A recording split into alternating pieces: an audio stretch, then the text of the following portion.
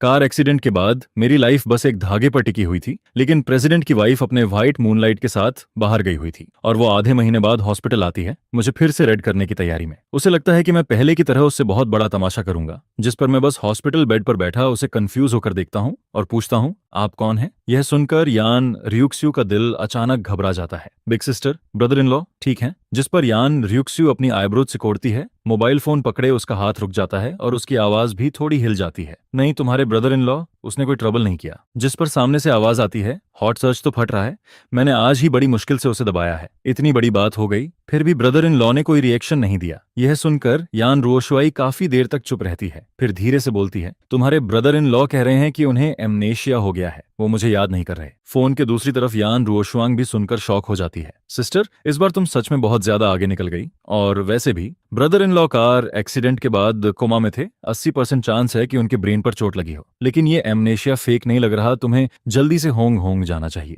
जिस पर यान रियुक्स्यू पहली बार रियलाइज करती है कि हर बार पहले मैं ही उससे लड़ाई करता था, मैं ही हंगामा करता था, लेकिन अब जब मैं बिल्कुल शांत हूं तो वो खुद समझ नहीं पा रही कि क्या करे। यान रोशवांग भी बिल्कुल स्पीचलेस हो जाती है। आखिर ये उसकी अपनी सिस्टर ही है। जिस पर वो मजबूरी में उसे आइडिया देती है, चाहे ब्रदर इन लॉ कोई ट्रबल ना करे, फिर भी तुम्हें उनके पास जाना चाहिए। सबसे जरूरी बात मिसअंडरस्टैंडिंग को खत्म करना है। करीब 20 मिनट बाद यान रोशु फोन रखती है और पास वाले वार्ड से बाहर निकलती है, जिसके बाद वो मेरे वार्ड के दरवाजे को लगातार देखती रहती है। काफी देर तक चुप खड़ी रहती है, फिर धीरे से डोर खोलकर अंदर आती है। वो जानती है कि मैं किस बात से नाराज हूं, लेकिन उसके हिसाब से वो सिर्फ मुझसे प्यार करती है। तुम कौन हो? जिस पर वो वहीं रुक जाती है। असल में मैं बिल्कुल सोया ही नहीं था। बगल वाले रूम से फोन की आवाज लगातार आ रही थी, जो मुझे इरिटेट कर रही थी। फिर बड़ी मुश्किल से सब शांत होता है और तभी कोई मेरे वार्ड में अंदर आ जाता है। लेकिन इस बार वो वांग तेजू नहीं होती, बल्कि एक बेहद खूबसूरत और ठंडी सी औरत होती है। उसकी आंखों में कोई वॉर्मथ नहीं होती और उसके पूरे शरीर से एक अजीब सी दूरी महसूस होती है। वो यान रियुक्स्यू थी। यान रोशु मुझे देखती रहती है, लेकिन मेरी आंखें उसके लिए बिल्कुल अजनबी थीं। यहाँ तक कि जब वो पहली बार मेरे घर आई थी, तब भी मैंने उसे कभी ऐसे नहीं देखा था। जिस पर उसके दिल में अचानक एक खालीपन सा फील होने लगता है। मुयुनचेंग, वो मेरे पास बैठती है और अपना पतला हाथ मेरे हाथ पर रखती है। मुयुनश्यू और मेरे बीच कुछ नहीं है, मैं सिर्फ तुम्हें पसंद करती हूँ। जिस पर मैं अपनी आंखों में एक हल्की सी हंसी लेकर उसे देखता हूँ, तो ये मेरी प्लास्टिक वाइफ है। यान ग्रुप की प्रेसिडेंट, जो हॉट सर्च में छाई हुई है, सच में मर्दों को बहलाना अच्छे से जानती है। उसकी आंखें साफ तौर पर ठंडी थीं, लेकिन फिर भी वो जबरदस्ती अपने चेहरे पर थोड़ी सॉफ्टनेस लाने की कोशिश करती है। शायद उसे लगता है कि मैं उसकी बात मान लूंगा। लेकिन कार एक्सीडेंट के बाद जब मैं उठा, तब वो कहीं दिखाई नहीं दी। ना उसका एक फोन आया, ना एक मैसेज। जबकि दूसरी तरफ उसके और मोयुनशु के हॉट सर्च हर जगह उड़ रहे थे। क्या उसे सच में लगता है कि हॉस्पिटल में पड़े पड़े मैं अंधा हो गया हूँ? वांग तेजू मेरे फोन को लेने की हिम्मत नहीं कर पाया था, जिस पर मैंने सब कुछ खुद देख लिया। बाहर अपने ब्रदर इन लॉ के साथ घूमने के बाद अब घर आकर अपने हस्बैंड को मनाने आई हो, सच में बहुत डिस्गस्टिंग है। मैं धीरे से अपना हाथ उसकी पकड़ से निकालता हूँ। डॉक्टर ने तुम्हें बता दिया होगा कि मुझे एमनेशिया है। इतनी बड़ी बात तुमसे छुप नहीं सकती प्रेसिडेंट यान। जिस पर मैं सामने बैठी उस आइसबर्ग ब्यूटी को देखता हूँ और मेरे होंठों पर हल्की सी हंसी आ जाती है। तो अब एक्टिंग मत करो। वैसे भी मुझे ना तुम याद हो, ना मुयुनशु, और ऑनेस्टली तुम्हारी इन छोटी छोटी गंदी बातों में मुझे कोई इंटरेस्ट भी नहीं है। मुयुनचेंग, मैं नहीं। लेकिन यान रियुक्स्यू फिर से मेरा हाथ पकड़ लेती है और इस बार पहले से ज्यादा जोर से पकड़ती है। शुरू से आखिर तक मैं सिर्फ तुम्हें पसंद करती हूँ, मेरे और मुझसे युनश्यू के बीच। जिस पर मैं अचानक हंस देता हूँ। आखिर वो तुम्हारे दिल का व्हाइट मूनलाइट है, वही इंसान जिसे तुम सबसे ज्यादा छुपा कर रखती हो, है ना? यह सुनते ही उसका चेहरा तुरंत ठंडा पड़ जाता है। मुन्ना युनचेंग, बस बहुत हो गया। जिस पर मैं धीरे से उसका हाथ झटकता हूँ और साइड में हटने लगता हूँ। लेकिन अचानक यान रोशु मुझे घूरने लगती है, फिर एक हाथ से मेरी बैग पकड़ लेती है और दूसरा हाथ हॉस्पिटल बेड पर रखकर मुझे रोक देती है। और फिर बिना कुछ कहे वो मेरे करीब आने लगती है, लेकिन मैं उसे धीरे से धक्का देता हूँ और अगले ही पल उसे एक जोरदार थप्पड़ मार देता हूँ। यान रोशु हमेशा से ऊपर रही थी, उसके सामने कभी किसी ने ऊंची आवाज तक में बात नहीं की थी। थप्पड़ मारना तो बहुत दूर की बात थी, लेकिन अब सिर्फ एक किस की वजह से उसे मेरे हाथ से थप्पड़ पड़ गया। जिस पर वो मुझे ऐसे देखती है जैसे मेरी आत्मा के अंदर तक देख लेना चाहती हो। लेकिन मैं, जो हमेशा उसके सामने शांत और नरम रहता था, इस बार बिल्कुल नहीं डरता। मैं तो पॉकेट से एक टिश्यू निकालता हूँ और अपने होंठों को ऐसे साफ करने लगता हूँ जैसे उसने मुझे गंदा कर दिया हो। मेरा ये रिएक्शन देखकर उसके दिल में सीधा चोट लगती है। बाहर निकलो। मैं अपने होंठों से लिपस्टिक का निशान साफ करता हूँ, फिर ठंडी आवाज में दरवाजे की तरफ इशारा करता हूँ। जिस पर इस बार यान रोशु सच में घबरा जाती है। उसे खुद भी समझ नहीं आता कि वो वार्ड से बाहर कैसे निकलती है। उसे सिर्फ इतना याद रहता है कि मेरी आंखों के सामने वो एक पल भी रुक नहीं पाती, क्योंकि उसे डर लग रहा था कि अगर वो और रुकी तो मैं उससे और ज्यादा नफरत करने लगूंगा। यान रोशो के जाने के बाद मैं जितना इसके बारे में सोचता हूँ उतना ही मेरा फैसला मजबूत होता जाता है, जिस पर मैं सीधा बेड से उठता हूँ, बाथरूम में जाता हूँ और बहुत ध्यान से अपने दांत साफ करता हूँ। इसके बाद मैं वापस हॉस्पिटल बेड पर आकर बैठता हूँ, फोन निकालता हूँ और इंटरनेट पर यान रोशो के साथ अपनी 3 साल की शादी के बारे में सर्च करने लगता हूँ, लेकिन मुझे कुछ भी नहीं मिलता। यहाँ तक कि पिछले कुछ दिनों से जो हॉट सर्च हर जगह छाया हुआ था वो भी पूरी तरह गायब किया जा चुका था। सब कुछ पूरी तरह गायब हो चुका था और मेरी आंखों में एक ठंडी सी लहर दौड़ जाती है। मेरे हाथ तेजी से चलते हैं, लेकिन तभी मुझे पता चलता है कि मोबाइल में वेबो दूसरे अकाउंट पर स्विच हो सकता है, जिस पर मैं बिना सोचे तुरंत उसे बदल देता हूँ। और फिर जो वीबो पोस्ट्स मेरे सामने आती जाती हैं वो मेरी आंखों में चुभती चली जाती हैं। आज यान रियुक्स्यू और मेरी शादी की दावत है। मैंने कभी नहीं सोचा था कि वो मुझसे शादी करेगी, लेकिन शादी के बाद भी वो मो युनशु के बुलाने पर पूरे 1 महीने के लिए चली गई। आज तक मुझे समझ नहीं आया कि उसने मुझसे शादी ही क्यों की। इसके बाद एक और पोस्ट सामने आती है। वो मुझे चेकअप के लिए ले गई थी। डॉक्टर ने कहा कि मैं बिल्कुल हेल्दी हूँ, जिस पर मैंने साफ देखा कि वो राहत की सांस लेती है। लेकिन उसी पल मो युनशु की बात मेरे दिल को तोड़ देती है। उसने मुझसे शादी सिर्फ मेरे खून की वजह से की। फिर अगली पोस्ट आती है। आज मैं घर वापस आया और मो युनशु मुझे हंसते हुए पूछता है, क्या अभी तक तुम सच में यान रियुशु को हासिल नहीं कर पाए? जिस पर मुझे लगता है कि ये सब यान रोशु ने ही उसे बताया होगा, लेकिन फिर भी मैं उसे पसंद करता हूँ। भले ही वो ज्यादा बात नहीं करती, उसका चेहरा हमेशा ठंडा रहता है, लेकिन मेरे साथ वो ठीक रहती है। वो 20 साल से ब्लड बैग रही है और मेरे लिए सबसे अच्छी है, चाहे वो सिर्फ मेरे खून की वजह से ही क्यों ना हो। फिर अगली पोस्ट मेरी आंखों के सामने आती है। आज हमारी शादी की सालगिरह है। उसने मुझे किस किया और मेरा दिल जैसे बाहर आने वाला था, लेकिन अफसोस उसे फिर से मुझ युनशु ने बुला लिया। वो मुझे पहले से ज्यादा सूंघना पसंद करने लगी है, लेकिन फिर भी वो मुझे छूने नहीं देती। मुझे नहीं पता मैं कब तक इंतजार कर पाऊंगा। शायद वो मुझे थोड़ा सा पसंद करती है। मैं उसका रियल हस्बैंड बनना चाहता हूँ। इसके बाद अगली पोस्ट सामने आती है। आज हमारी शादी को 3 साल हो गए। शायद मैं बीमार हो चुका हूँ। जब भी उसका और मो युनशु का हॉट सर्च आता है या मो युनशु मुझे कोई फोटो भेजता है, मैं उससे बहुत बड़ा झगड़ा करने लगता हूँ और फिर वो आधी रात को घर वापस आती है। उस दिन मैं अचानक अपना गुस्सा कंट्रोल नहीं कर पाया। वो डर गई थी, जिस पर उसने मुझे बस कसकर पकड़ लिया और बार बार कहती रही, मो युनचेंग, मैं सिर्फ तुम्हें पसंद करती हूँ। जिस पर मुझे लगा कि शायद वो अभी भी मेरी परवाह करती है, लेकिन मेरा गुस्सा हर दिन और ज्यादा बढ़ता जा रहा है और शायद वो भी कभी नहीं सोचती कि मैं कैसा फील करता हूँ, क्योंकि हर बार वो मुझे बस गले लगा लेती है। लेकिन अब मुझे खुद से ही नफरत होने लगी है। मैं जानता हूँ कि मैं उसकी फीलिंग्स को अपने हथियार की तरह इस्तेमाल करता हूँ। मेरी नजर आखिर में उस आखिरी वीबो पर जाकर रुकती है। वो पोस्ट थोड़ी सी सुसाइड जैसी लग रही थी। आधे महीने पहले मैंने सच में उस कार एक्सीडेंट के बारे में सोचा था। उस वक्त मेरा दिल जैसे रुकने वाला था। पूरा एक दिन मैं वेबो पर अपनी पुरानी जिंदगी जोड़ता रहता हूँ और तभी मुझे समझ आता है कि मैं सिर्फ एक कमजोर और बेकार हस्बैंड नहीं था, बल्कि मैं फैमिली का सबसे बड़ा बेटा भी था। और मो युनशु और मैं, हम दोनों ट्विन ब्रदर्स थे। मैं उससे सिर्फ 5 मिनट पहले पैदा हुआ था, लेकिन मो युनशु बचपन से ही कमजोर था। 1 साल की उम्र में ही उसे एप्लास्टिक ब्लड डिजीज हो गई थी और उसे लंबे समय तक ब्लड ट्रांसफ्यूजन की जरूरत थी। और हम दोनों का ब्लड ग्रुप भी एक ही था, पांडा ब्लड। लेकिन मैं उससे ज्यादा हेल्दी था, जिस पर मैं मो युनशु का ब्लड बैग बन गया। मेरी माँ कॉन्कुबिन्सु ने मुझे और मोती युनशु को जन्म देने के बाद अपनी बॉडी पूरी तरह खराब कर ली थी और उसके बाद वो कभी बच्चे पैदा नहीं कर पाई। इसलिए मेरे और मो युनशु के अलावा कोई छोटा भाई नहीं था। बस हमारी 3 बड़ी सिस्टर्स थीं।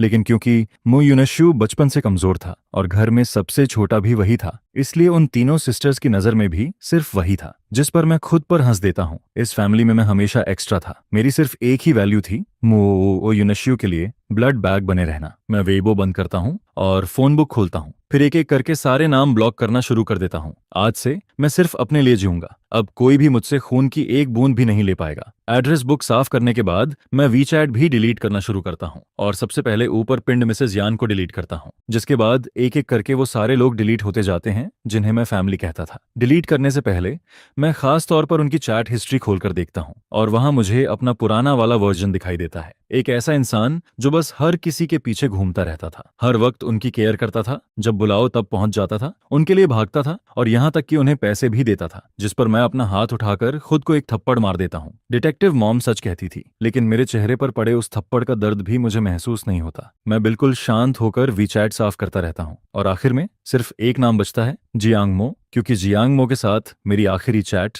मुझे डांटने वाली थी। वो मुझे गुस्से में कह रहा था कि मैं प्यार में पागल हो चुका हूँ। एक औरत के लिए मैंने खुद को खो दिया है। उसने कहा था, अगर मैं ऐसे ही चलता रहा तो एक दिन मेरे पास कोई दोस्त नहीं बचेगा और जब तक बहुत जरूरी ना हो वो मुझसे दोबारा कांटेक्ट नहीं करेगा। मैं फोन स्क्रीन को चुपचाप देखता हूँ और मेरे होंठों पर हल्की सी स्माइल आ जाती है। लगता है मेरा पुराना वाला मैं पूरी तरह अकेला नहीं था। कम से कम उसके पास ऐसा एक दोस्त तो था जिस पर मैं बिना सोचे उसे सीधे वॉइस कॉल कर देता हूँ। जियांग मो ज्यादा देर नहीं लगाता और कॉल उठा लेता है, लेकिन उसकी आवाज में साफ इरिटेशन और गुस्सा होता है। इसके बाद मैं बहुत धीरे से बोलता हूँ, जियांग मो, तुम कहाँ हो? क्या तुम मुझसे मिलने आ सकते हो? जिस पर फोन के दूसरी तरफ जियांग मो कुछ सेकंड के लिए चुप हो जाता है। मेरा कार एक्सीडेंट हुआ था, मेरे सिर पर चोट लगी और मेरी मेमोरी चली गई। मैंने चैट हिस्ट्री देखी और मुझे लगा कि सिर्फ तुम ही मेरे साथ अच्छे थे। क्या तुम्हारा कार एक्सीडेंट हुआ और तुम्हारी मेमोरी चली गई? यह सुनते ही जियांग मो तुरंत फट पड़ता है। उसकी चिंता मुझे फोन के उस पार से भी महसूस होने लगती है। मुझे हॉस्पिटल का एड्रेस भेजो, मैं अभी आता हूँ। जिस पर मैं कॉल काटता हूँ, उसे अपनी लोकेशन भेजता हूँ और फिर बेड पर टिक कर चुपचाप उसका इंतजार करने लगता हूँ। उधर यान ग्रुप में यान रुओशुआंग जल्दी जल्दी प्रेसिडेंट ऑफिस में घुसती है और जैसे ही वो अंदर आती है,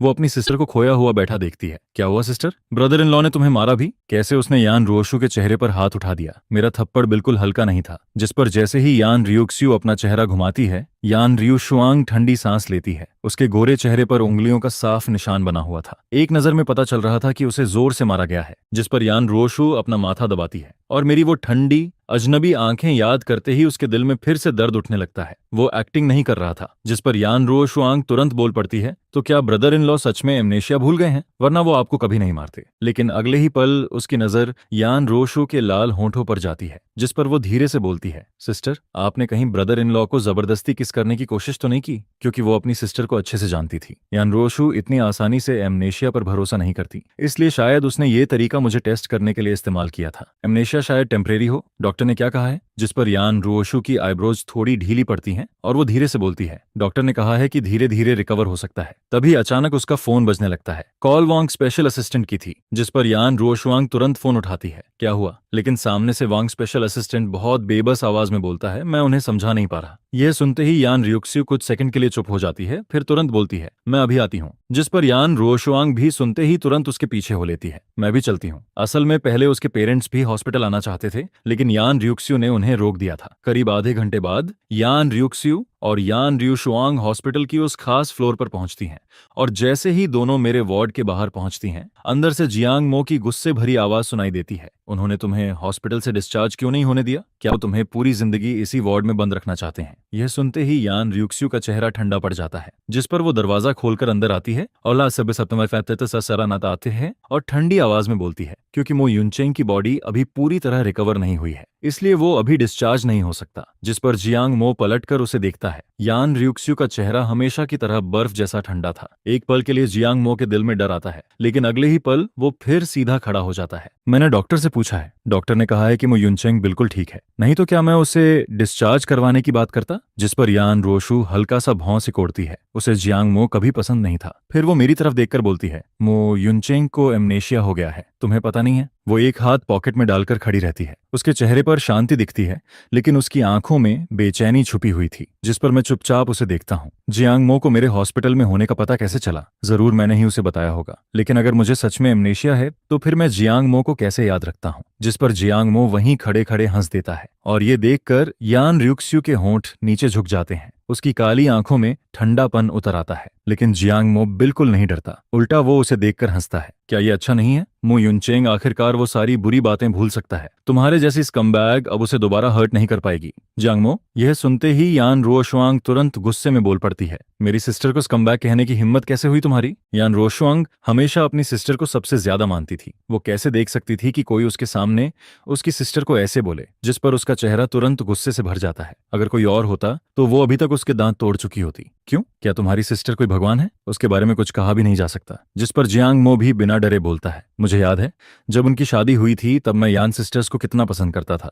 लेकिन अब देखो दोनों बिल्कुल एक जैसे हैं, एकदम स्कमबैग। यह सुनकर यान रुओशुआंग का चेहरा नीला पड़ जाता है, लेकिन क्योंकि बात मेरे बारे में थी इसलिए वो कुछ कह नहीं पाती। सच तो ये था कि पूरी फैमिली जानती थी कि यान रुओक्सुए मेरे लिए कितनी अच्छी थी, लेकिन कोई भी ये नहीं समझ पाया कि उसका और मू फैमिली के दूसरे यंग मास्टर मू युनश्यू का रिश्ता आखिर था क्या। यान रुओशुआंग ने भी अपनी सिस्टर से कई बार पूछा था, लेकिन हर बार यान रियुक्स्यू बस यही कहती थी, तुम इसमें मत पड़ो। और धीरे धीरे यान रुओशुआंग ने भी सोचना छोड़ दिया। उसे लगा शायद मू युनश्यू बस उसका ब्लू फेस है, लेकिन चाहे जो हो उसकी सिस्टर कभी मुझे धोखा नहीं दे सकती। मैंने चीटिंग नहीं की। जिस पर यान रुओशु की आवाज भारी हो जाती है। उसके अंदर गुस्सा भी था, लेकिन साथ ही एक अजीब सी सीरियसनेस भी। मो युनचेंग, मैंने तुम्हें कई बार समझाया है, मेरे और मो युनश्यू के बीच कुछ नहीं है। मैंने उसे कभी पसंद नहीं किया और ना ही मैंने कभी तुम्हारे साथ कुछ गलत किया, लेकिन मैं बस उसे देखता रहता हूँ। मेरे चेहरे पर कोई रिएक्शन नहीं था, जैसे वो किसी और की कहानी सुना रही हो। लेकिन बगल में खड़ी यान रोशुआंग की आंखें बड़ी हो जाती हैं, क्योंकि उसने अपनी सिस्टर को पहली बार एक साथ इतने सारे शब्द बोलते हुए सुना था। तुमने चीटिंग नहीं की? जिस पर जियांग मो ठंडी हंसी हंसता है। तो क्या तुम चाहती हो कि मैं तुम्हारे सारे हॉट सर्च एक एक करके सबके सामने खोल दूं? पिछले करीब एक साल से जियांग मो ने मुझसे बात करना लगभग बंद कर दिया था, लेकिन फिर भी वो हमेशा मुझ पर और यान रियुक्स्यू पर नजर रखती रही। इसलिए यान रियुक्स्यू और मोयुनश्यू जब जब हॉट सर्च में आए, जियांग मो सब जानती थी। बेशक शायद तुम झूठ नहीं बोल रही, शायद सच में तुम्हारा उसके साथ फिजिकल रिलेशन ना रहा हो, लेकिन तुम पागल जरूर हो। जिस पर जियांग मो फिर से हंसता है। मैं पहली बार उसके सामने तब रोया था जब हमारी शादी को 6 महीने हुए थे, और उसी दिन उसे मेरे और यान रियुक्स्यू के बारे में सब पता चला था। उस वक्त से लेकर अब तक यान रोशु की नजर कभी मेरे चेहरे से नहीं हटती, लेकिन मेरे इस ठंडे और बेपरवाह चेहरे ने उसे पहली बार सच में डरा दिया था। कौन ऐसा होता है जो शादी की रात अपने हस्बैंड को छोड़कर अपने ब्रदर इन लॉ से मिलने चला जाता है? कौन अपनी शादी की सालगिरह पर अपने हस्बैंड को छोड़कर अपने ब्रदर इन लॉ के साथ हॉस्पिटल में रहता है? और कौन तीसरी एनिवर्सरी पर अपने हस्बैंड को अकेला छोड़कर अपने ब्रदर इन लॉ के साथ बाहर चला जाता है? मो युनचेंग का ये कार एक्सीडेंट भी आखिर तुम्हारी वजह से ही हुआ है, तुम्हारी वजह से। जियांग मो अब लगभग अपना कंट्रोल खोने वाला था, जिस पर यान रियुक्स्यू की नजर लगातार मुझ पर टिकी रहती है, लेकिन इस बार वो एक शब्द भी नहीं बोलती, और अगले ही पल पूरा वार्ड बिल्कुल चुप हो जाता है। ऐसा लगता है जैसे वहां कोई बोलने की हिम्मत ही नहीं कर रहा। जिस पर यान रोशुआंग इधर उधर देखने लगती है। उसके दिल में भी घबराहट होने लगती है। अब उसे भी यकीन हो जाता है कि मुझे सच में एमेनिया हो गया है, क्योंकि पिछले 3 साल में उसने मुझे कभी इतना ठंडा और अजनबी नहीं देखा था। सिस्टर, वो एक्चुअली। जिस पर यान रोशुआंग जल्दी से कुछ बोलकर इस अजीब सी चुप्पी को तोड़ना चाहती है, लेकिन मैं उसे बीच में ही रोक देता हूँ। मुझे हॉस्पिटल से डिस्चार्ज होना है। मेरी आवाज साफ थी, मैं अब कोई एक्सप्लेनेशन नहीं सुनना चाहता था। जिस पर यान रोशु की उंगलियां धीरे से कस जाती हैं। कुछ सेकंड बाद वो अपना हाथ ढीला छोड़ देती है और धीरे से बोलती है, ठीक है, तो मैं डॉक्टर से तुम्हारा ब्लड टेस्ट करवाती हूँ। अगर सब ठीक हुआ तो तुम डिस्चार्ज हो सकते हो। लेकिन मैं उसे ठंडी नजर से देखता हूँ। अब कोई भी मुझसे खून की एक बूंद भी नहीं लेगा। मेरी आवाज में कोई हेजिटेशन नहीं था। मैं साफ अपना फैसला बता देता हूँ। अगर किसी ने जबरदस्ती मेरा ब्लड लेना चाहा तो उसे मेरी लाश से लेना पड़ेगा। मेरी ये बात सुनते ही यान रोशु का चेहरा थोड़ा बदल जाता है। वो जानती थी कि मुझे ब्लड निकलवाना सबसे ज्यादा नफरत थी, लेकिन पिछले 3 सालों से हर 6 महीने में वो मुझे बहला फुसलाकर ब्लड टेस्ट के लिए ले जाती थी, और हर बार ब्लड निकलवाने के बाद वो मुझे अच्छे रेस्टोरेंट में खाना खिलाती थी, अपना काम छोड़कर कुछ दिन मेरे साथ रहती थी, और मैं हमेशा उसकी हर बात मान लेता था। लेकिन इस कार एक्सीडेंट और एमनेशिया के बाद जैसे मैं पूरी तरह बदल गया था। जिस पर यान रोशु कुछ भी समझ नहीं पाती। एमनेशिया में यादें जाती हैं, लेकिन क्या किसी का पूरा स्वभाव भी इतना बदल सकता है? मैं ब्रदर इन लॉ की बात मानती हूँ। जिस पर यान रोशुआंग जल्दी से बोलती है, वो हॉस्पिटल में दोनों को लड़ते हुए नहीं देखना चाहती थी। वैसे भी उसने कभी मुझे और यान रियुक्स्यू को लड़ते नहीं देखा था। आखिर में यान रियुक्स्यू मेरी तरफ देखकर धीरे से बोलती है, ठीक है, तुम्हारे लिए। और फिर वो आखिरकार मान जाती है। मैं अभी डिस्चार्ज के पेपर्स करवा देती हूँ। यह सुनते ही जियांग मो की आंखें बड़ी हो जाती हैं। उसे यकीन ही नहीं होता कि यान रोशु सच में मेरी बात मान गई। जिस पर वो मन ही मन सोचता है, मोयुनचेंग, अगर अब भी तुम नहीं संभले तो फिर कभी नहीं संभलोगे। 3 साल की बिना प्यार वाली शादी क्या काफी नहीं थी ये समझने के लिए कि ये औरत अंदर से कितनी खराब है? उसकी सारी नरमी, उसका सारा प्यार, सब सिर्फ दिखावा था। लेकिन जब तक यान रियुक्सुए पलटकर वार्ड से बाहर जाती है, मेरे चेहरे पर कोई रिएक्शन नहीं आता। अब मैं उसके बारे में कुछ भी सोचना नहीं चाहता था। जिस पर जियांग मो आखिरकार चैन की सांस लेता है। बहुत बढ़िया, अब जाकर तुम सच में खड़े हुए हो मोयुनचेंग। आदमी को ऐसा ही होना चाहिए, वरना पूरी जिंदगी औरतें उसे दबाकर रखती हैं। लेकिन यान रोशु अभी बाहर डिस्चार्ज की फॉर्मेलिटीज करने गई ही थी कि अगले ही पल वार्ड में 3 और लोग आ जाते हैं। मेरी बड़ी सिस्टर, मो युनकिंग और मेरे पेरेंट्स। जैसे ही जियांग मो उन्हें देखता है, वो तुरंत ताना मारता है, वाह, आज कैसी हवा चल रही है। इतने रेयर लोग एक साथ यहाँ कैसे आ गए? क्या तुम लोग फिर से यहाँ कोई तमाशा करने आए हो? जियांग मो, तुम यहाँ क्या कर रहे हो? जिस पर मो युनकिंग उसे ठंडी नजर से देखती है। इस साल मो युनकिंग 28 साल की थी। डैड को स्ट्रोक आने के बाद उसने मो फैमिली की कंपनी संभाल ली थी। हालांकि बचपन से ही उसे हेयर की तरह तैयार किया गया था और उसमें काबिलियत भी थी, लेकिन उसकी किस्मत बहुत खराब थी। कंपनी संभालने के बाद उसने जितने भी इन्वेस्टमेंट किए, सब में नुकसान हुआ। अगर यान फैमिली का सहारा ना होता तो शेयर होल्डर्स उसे बहुत बहुत पहले बाहर निकाल चुके होते। जिस पर जियांग मो हाथ बांधकर हंसता है, जब बाकी सब यहाँ आ सकते हैं तो मैं क्यों नहीं? तुम्हारी मु फैमिली में मु युनचेंग को छोड़कर कोई भी अच्छा नहीं है। मुशु बेवकूफ है, पास्टर का दिमाग खराब है, बड़ी सिस्टर मु युनकिंग भी बेकार है, दूसरी सिस्टर मु युनशुई पागल है, तीसरी सिस्टर मु युन और उसका टेस्ट वाला बेवकूफ कुत्ता है, और जहां तक मुयुनशु की बात है वो तो पूरा का पूरा green tea little white face है। ये लोग कौन है?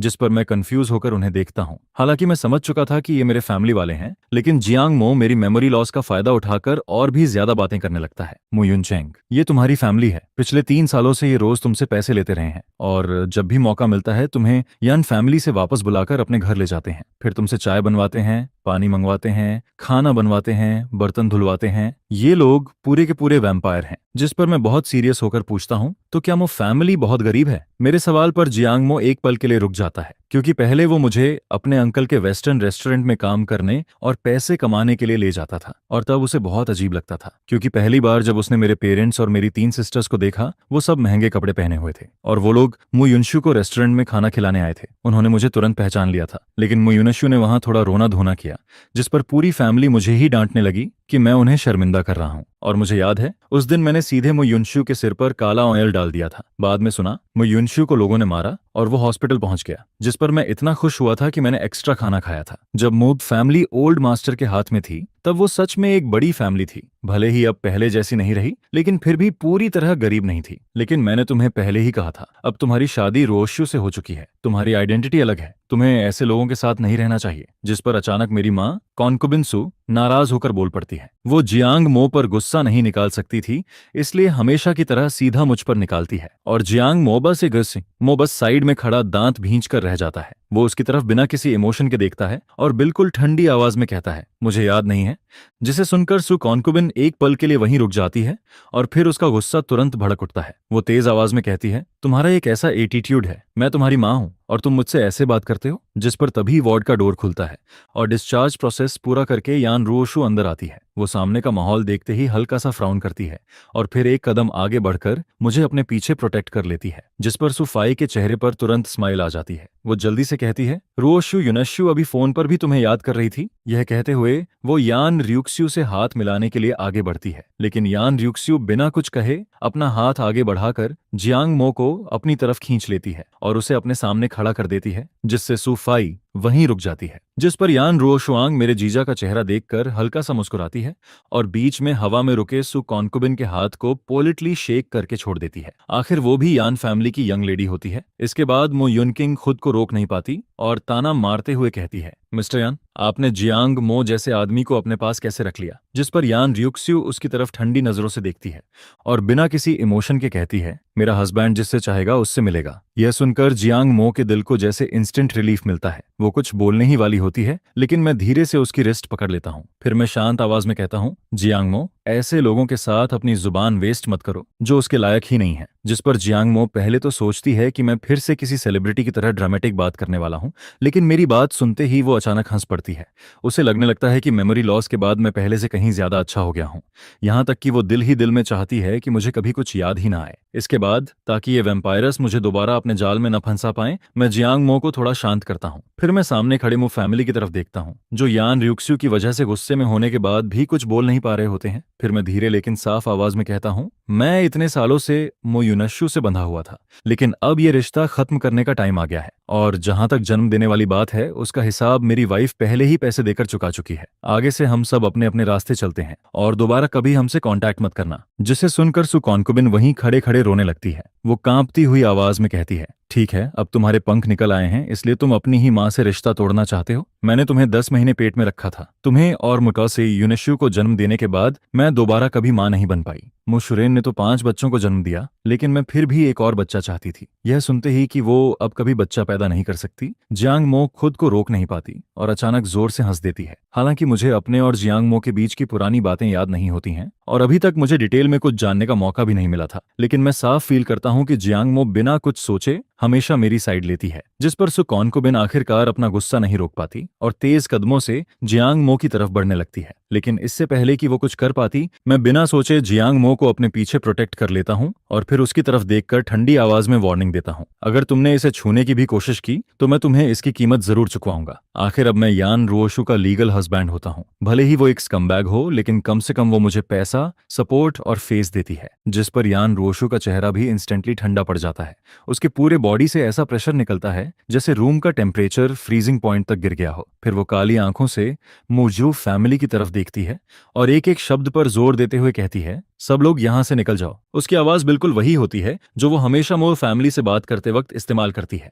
वार्ड में मौजूद हर पर्सन समझ जाता है कि वो साफ तौर पर मो फैमिली को बाहर निकाल रही है, जिस पर सुकॉन्कुबिन के चेहरे की मजबूर स्माइल भी टूटने लगती है। लेकिन वो यान रियुक्स्यू के सामने कुछ कहने की हिम्मत नहीं कर पाती और फिर उसे ये भी फील होने लगता है कि आज मुझ में कुछ अलग है। इसलिए वो लोग सोचते हैं कि किसी और दिन यान रुओशु का फायदा उठाकर मुझसे दोबारा बात करेंगे। आखिर इस बार कंपनी के प्रोजेक्ट के लिए उन्हें यान रुओशु की मदद चाहिए होती है, नहीं तो पूरा मू फैमिली बैंकरप्ट तक हो सकता है। इसके बाद सुफाई और मू यांगक्वान जबरदस्ती चेहरे पर स्माइल लाते हैं। फिर सुफाई कहती है, युनचेंग अभी हॉस्पिटल में है, हम लोग तुम्हें रेस्ट करने देते हैं, किसी और दिन फिर मिलने आएंगे। मू यांगक्वान और मू युनकिंग भी समझ जाते हैं कि जब तक यान रूहिवे यहाँ है तब तक आज वो कुछ नहीं कर सकते, जिस पर वो लोग मजबूरी में अपना मुंह बंद रखते हैं। मैं बिना किसी एक्सप्रेशन के उन तीनों की जाती हुई पीठ को देखता रहता हूँ और फिर आखिरी बार उन्हें वार्निंग देता हूँ, मू युनशु और मैं यहाँ तक पहुंच चुके हैं और तुम्हारे पूरे मूथ फैमिली का सच भी अब मेरे सामने साफ है। आगे से दोबारा मुझे प्रोवोके मत करना, नहीं तो मेरे पास जो कुछ भी है मैं सब बाहर निकाल दूंगा और उस दिन तुम्हारे मू फैमिली की इज्जत और नाम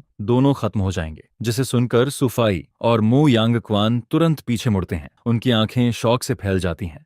वहीं मू युनकिंग भी मुझे हैरानी से देखने लगती है। उसे यकीन ही नहीं होता कि मैं उसे और अपने पेरेंट्स को थ्रेटन करने की हिम्मत कर सकता हूँ। जिस पर मो यांगक्वान का चेहरा बिल्कुल सफेद पड़ जाता है। वो ऐसा दिखता है जैसे उसे वहीं हार्ट अटैक आने वाला हो। लेकिन जब वो तीनों यान रियुक्स्यू के ठंडे चेहरे को देखते हैं तो आखिर में डरकर जल्दी जल्दी वार्ड से बाहर निकल जाते हैं। इसके बाद जियांग मो इस पूरी बात को लेकर और भी कंफ्यूज्ड हो जाती है। वो मुझे ऐसे देखने लगती है जैसे उसके सामने अचानक कोई नया इंसान खड़ा हो गया हो। फिर वो पूछती है, मू युनचेंग, तुम्हारे पास ऐसा कौन सा हैंडल है जिससे वो लोग ऐसे डर गए जैसे उन्होंने कोई घोस्ट देख लिया हो? जिस पर मैं आंखें घुमाते हुए धीरे से कहता हूँ, कुछ खास नहीं, बस पिछले 3 सालों में उन्होंने मुझसे जो पैसे लिए हैं उन्हीं के ट्रांसफर रिकॉर्ड्स हैं। और फिर मैं मन ही मन एक लंबी सांस लेता हूँ, क्योंकि मैं नहीं चाहता था कि जियांग मो को मेरे और मो युनश्यू के ब्लड रिलेशन के बारे में पता चले। उसका टेम्पर बहुत ज्यादा फायरी होता है। अगर उसे ये सब पता चल गया तो वो पूरा आसमान सिर पर उठा देगी और मैं किसी भी हालत में ऐसा नहीं चाहता था। यान रोशु के साथ मेरे बस 3 साल जुड़े हुए थे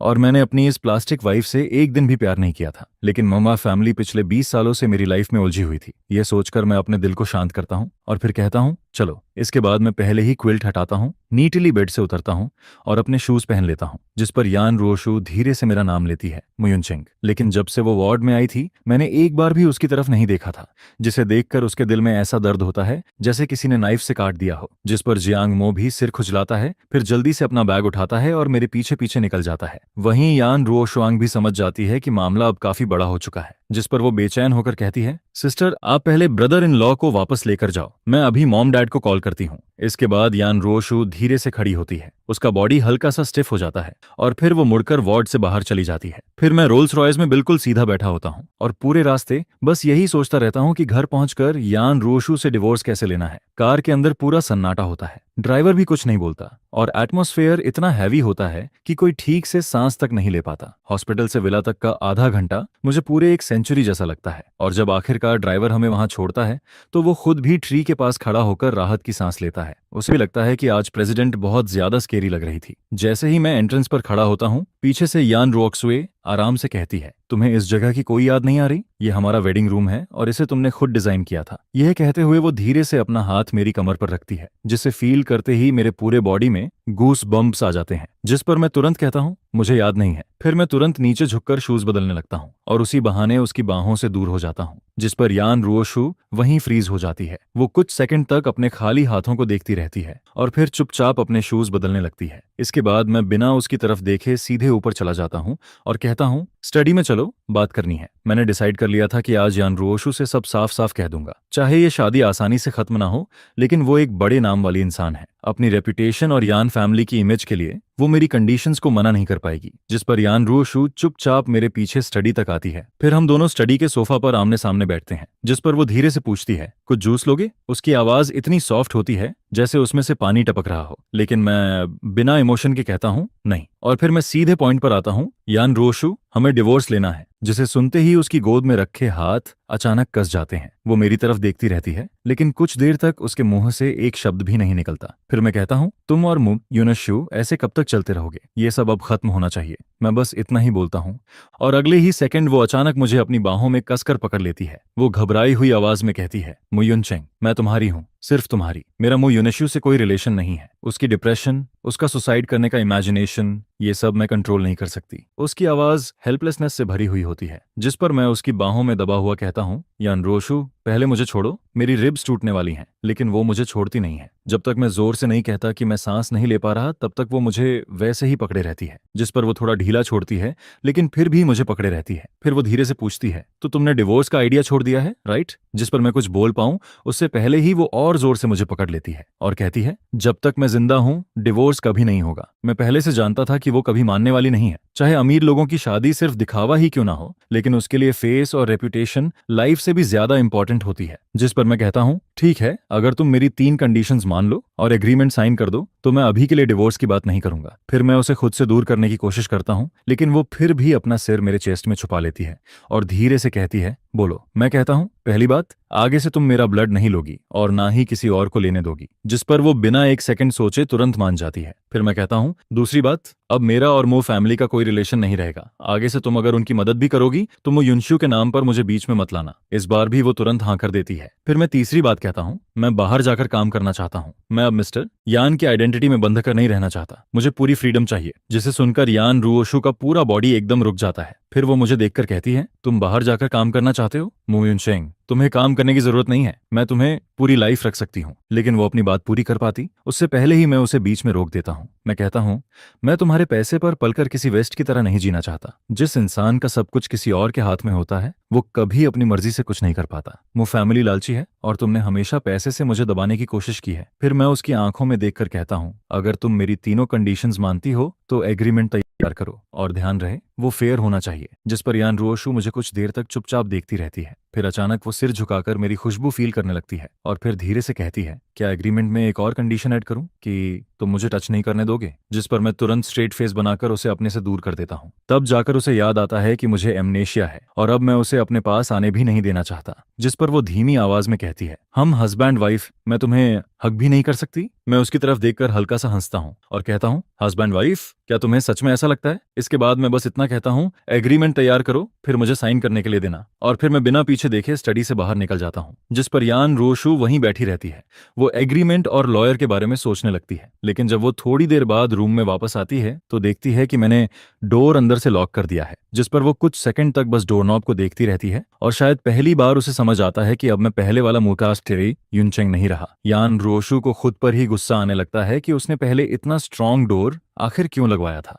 फिर आखिर में वो दांत भींचकर डिसाइड करती है कि वो बगल वाले बेडरूम की विंडो से अंदर आएगी। उधर मैं उसे इग्नोर करके सोने की कोशिश करता हूँ, लेकिन उसके बिना उसे बिल्कुल भी नींद नहीं आती। फिर मैं चुपचाप शॉवर लेता हूँ, बाल सुखाता हूँ और क्लोजेट के पास जाकर खड़ा हो जाता हूँ। सामने पूरा कैबिनेट महंगे कपड़ों से भरा हुआ होता है, जिसे देखकर मुझे फील होता है कि मटेरियल चीजों के मामले में यान रोक्सुए सच में काफी जेनरस है। मू फैमिली जैसे वैम्पायर से तो वो फिर भी बेहतर है। कम से कम वो पहले शुगर देती है और बाद में खून लेती है। लेकिन मैंने पहले ही डिसाइड कर लिया था कि अब मैं दोबारा उसके हाथों मैनिपुलेट नहीं होऊंगा। जिस पर मैं उसके सारे कपड़े निकालकर एक बड़े सूटकेस में भर देता हूँ और उसे दरवाजे तक धकेल देता हूँ। फिर मैं डोर खोलता हूँ, सूटकेस को बाहर फेंक देता हूँ और दोबारा दरवाजा लॉक कर देता हूँ। ये सब करने के बाद मुझे थोड़ा सुकून फील होता है। फिर मैं बेड पर लेट जाता हूँ और सोने की कोशिश करने लगता हूँ। तभी जब मेरी आंख लगने ही वाली होती है, तभी अचानक बालकनी की तरफ से आवाज आती है। जिस पर मैं तुरंत उठकर बैठ जाता हूँ और सावधानी से बालकनी की तरफ देखने लगता हूँ। साथ ही मेरा हाथ अपने आप लैंप की तरफ चला जाता है, लेकिन जैसे ही वो शैडो बेड के पास आती है,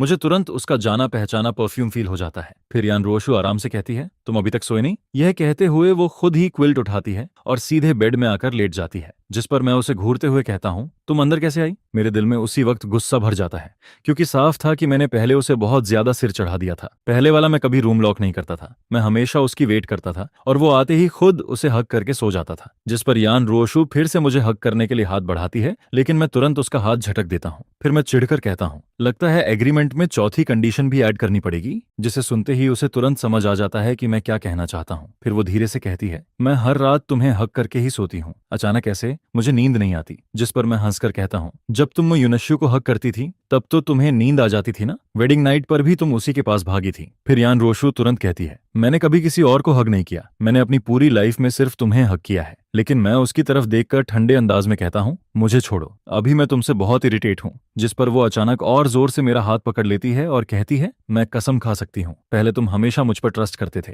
लेकिन अब तुम्हें कुछ याद नहीं है मयुनचेंग, मैं तुम्हें प्रूफ दिखाऊंगी। यह सुनकर मैं उसकी तरफ देखने लगता हूँ। मुझे क्यूरियोसिटी होती है कि वो अपनी इनोसेंस साबित करने के लिए आखिर क्या दिखाएगी, लेकिन अगले ही पल वो अपना फोन निकालती है और उसमें कुछ वीडियोस और सर्विलांस फुटेज खोल देती है। उन सब में बस यही दिख रहा होता है कि वो मुझे हक करके सो रही है या फिर हम दोनों आपस में बात कर रहे हैं। जिस पर मैं हैरान होकर कहता हूँ, तुमने बेडरूम में कैमरा लगवा रखा था? यह सुनते ही मेरा स्कैल्प सुन्न पड़ जाता है। फिर मैं गुस्से में कहता हूँ, तुम प्राइवेट रूम में भी सर्विलांस लगाती हो? क्या तुम पागल हो? जिस पर यान रोशु जल्दी से समझाने लगती है, ये तुमने ही कहा था, तुमने ही मुझे लगाने के लिए बोला था और तुमने ही एग्री किया था, और ये फुटेज सिर्फ मेरे फोन में दिखती है। लेकिन मैं उसकी तरफ देखकर कहता हूँ, जरूर मैंने नहीं, तुमने मुझे फोर्स किया होगा। मुझे यकीन नहीं होता कि पहले वाला मैं इतना बेवकूफ था। जिस पर वो तुरंत सिर हिलाकर कहती है, मैंने तुम्हें फोर्स नहीं किया, तुम खुद मुझे बहुत पसंद करते थे। मैं तुम्हें किस करती थी तो तुम हर बात मान जाते थे, लेकिन अब मैं बिल्कुल परेशान हो चुका था। जिस पर मैं कहता हूँ, अगर तुम नहीं जाओगी तो मैं चला जाता हूँ। फिर मैं बेड से उतरने लगता हूँ, लेकिन वो तुरंत मुझे पकड़ लेती है। फिर वो कहती है, हम हस्बैंड वाइफ हैं,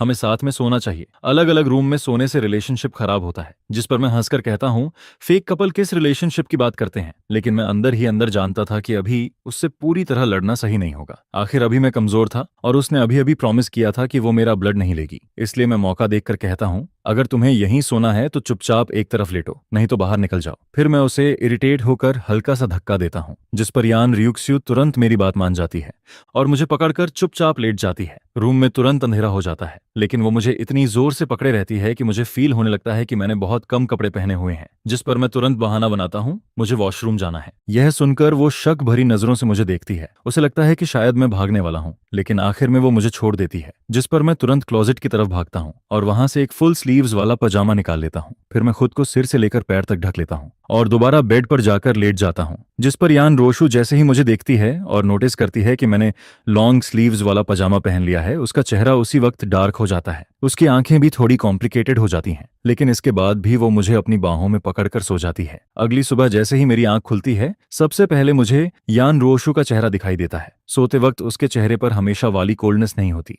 वो काफी शांत और सॉफ्ट लग रही होती है। जिस पर मैं खुद को रोक नहीं पाता और उसके गाल को हल्का सा पिंच कर देता हूँ, जिससे वो हल्का सा भौहें सिकोड़ती है और धीरे धीरे अपनी आंखें खोलती है। फिर वो मुझे थोड़ा कंफ्यूज्ड होकर देखती है और धीरे से कहती है, मुयुनचेंग। जिस पर मैं कपड़े पहनते हुए कहता हूँ, आज मैं बाहर जा रहा हूँ, आए हूँ। जैसे ही मैं उसकी बाहों से निकलता हूँ, उसके दिल में भी एक खालीपन सा फील होता है। फिर वो बेड पर बैठ जाती है और अपने बिखरे हुए बाल ठीक करती है। इसके बाद वो पूछती है, क्या मैं तुम्हारे साथ चल सकती हूँ? जिस पर मैं उसकी तरफ देखकर कहता हूँ, मैं जॉब ढूंढने जा रहा हूँ। क्या एन ग्रुप बंद हो गया है जो उसकी प्रेसिडेंट के पास कोई काम नहीं है? यह सुनकर वो हेल्पलेस होकर कहती है, तुम ही मेरा काम हो। लेकिन मैं उसकी बात को बिल्कुल सीरियसली नहीं लेता। फिर मैं ठंडी आवाज में उसे याद दिलाता हूँ, एग्रीमेंट की तीसरी कंडीशन मत भूलना, मुझे पूरी फ्रीडम चाहिए, रूल्स मत तोड़ना। इसके बाद मैं बेड से उतरता हूँ और कपड़े ढूंढने के लिए क्लोजेट खोलता हूँ। जिस पर यान रोशु भी उठकर क्लोजेट की तरफ देखती है, लेकिन जैसे ही वो अंदर देखती है, उसे पता चलता है कि उसके सारे कपड़े गायब हैं। फिर वो हैरानी से कहती है, मेरे कपड़े कहाँ हैं, मेरे कपड़े कहाँ हैं? जिस पर वो मुड़कर मेरी तरफ देखती है,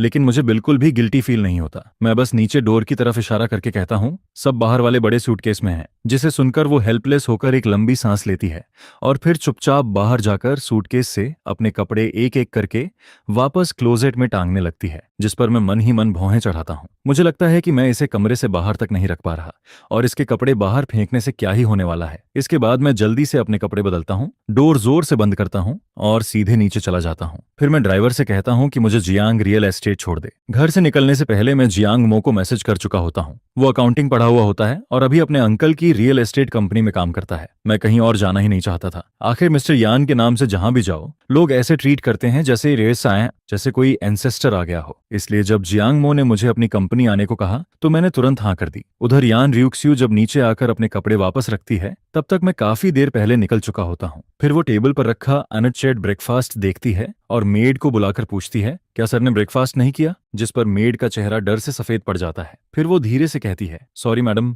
मैंने उन्हें ये रोकने की कोशिश की थी, लेकिन सर ने बस एक बार मुझे देखा और मैं इतनी डर गई कि फिर कुछ बोल ही नहीं पाई। यह सुनकर यान रियुक्स्यू को और हेडेक होने लगता है। मैं न सिर्फ उसे अवॉइड कर रहा था बल्कि अब बाहर जाकर खुद पैसे भी कमाना चाहता था, जिस पर उसे लगता है कि उसका सिर फटने वाला है। तभी उसके फोन की रिंगटोन बजती है और स्क्रीन पर मिसेज यान लिखा आता है। फोन उठाते ही दूसरी तरफ से मिसेज यान की रोती हुई आवाज आती है, मेरे दामाद को क्या हो गया? जैसे ही सुना कि युनचेंग का एक्सीडेंट हुआ और उसे एमनेशिया हो गया, मेरा दिल बैठ गया। फिर वो गुस्से में कहती है, तुमने युनचेंग को फिर दुखी किया ना? क्या तुम उस मो यूनिशु से दूर नहीं रह सकती? जिस पर यान रियुक्स्यू फोन कसकर पकड़ लेती है और धीरे से कहती है, मॉम, युनचेंग ठीक हो जाएगा, उसे सब याद आ जाएगा। लेकिन मिसेज यान फिर भी शांत नहीं होती। फिर वो कहती है, रोशु, क्या तुम्हें और युनचेंग को अब बच्चा नहीं कर लेना चाहिए? यान फैमिली पर कितने लोगों की नजर है तुम्हें पता भी है? फिर वो खुद ही झुंझलाकर कहती है, छोड़ो, तुमसे क्या बात करना, तुम तो बस बर्फ की तरह ठंडी हो। मैं और तुम्हारे डैड अभी अभी प्लेन से उतरे हैं और सीधे युनचेंग से मिलने आने वाले हैं। लेकिन जैसे ही मिसेज यान को पता चलता है कि मैं बाहर काम करने गया हूँ, वो और ज्यादा गुस्सा हो जाती है। फिर वो कहती है, तुम सच में पागल हो गई हो, रहने दो, मैं खुद युनचेंग को कॉल करती हूँ। लेकिन थोड़ी देर बाद उसका फोन फिर यान रोशु के पास वापस आता है, जिस पर वो गुस्से में कहती है, मैं युनचेंग को फोन क्यों नहीं लगा पा रही? यह सुनकर यान रोशु का दिल धक से रह जाता है। फिर वो तुरंत मुझे कॉल करती है, लेकिन फोन पर बिजी आता है, जिस पर वो तुरंत वीचैट खोलती है, लेकिन वहां एक बड़ा लाल एक्सक्लेमेशन मार्क दिखता है। तभी उसे पता चलता है कि मैंने उसे ब्लॉक कर दिया है। अपनी लाइफ में पहली बार ब्लॉक हुई प्रेसिडेंट यान बस चुपचाप एक लंबी सांस लेती है। उसे अभी तक ये नहीं पता होता कि मैंने सिर्फ उसे ही नहीं बल्कि उसके पूरे फैमिली को ब्लॉक कर दिया है। उधर मैं तब तक कार से उतर चुका होता हूँ और जियांग रियल एस्टेट के बाहर जियांग मो से मिल रहा होता हूँ। जियांग मो छेबापियों थोड़ी दूर खड़े उन ब्लैक सूट और सनग्लासेस वाले बॉडीगार्ड्स को देखकर धीरे से मेरे पास आता है और पूछता है, हे मो युनचेंग, ये वही लेजेंडरी रिच लोगों वाले बॉडीगार्ड्स हैं क्या? जिस पर मैं थोड़ा ऑकवर्ड होकर हल्का सा सिर हिलाता हूँ। जियांग मो अपने दिल की जलन दबाकर हंसने की कोशिश करता है और कहता है, पहले तो तुम इतने बड़े गेट के अंदर रहते थे कि मुझे तुम्हारे बॉडीगार्ड्स देखने का चांस ही नहीं मिला,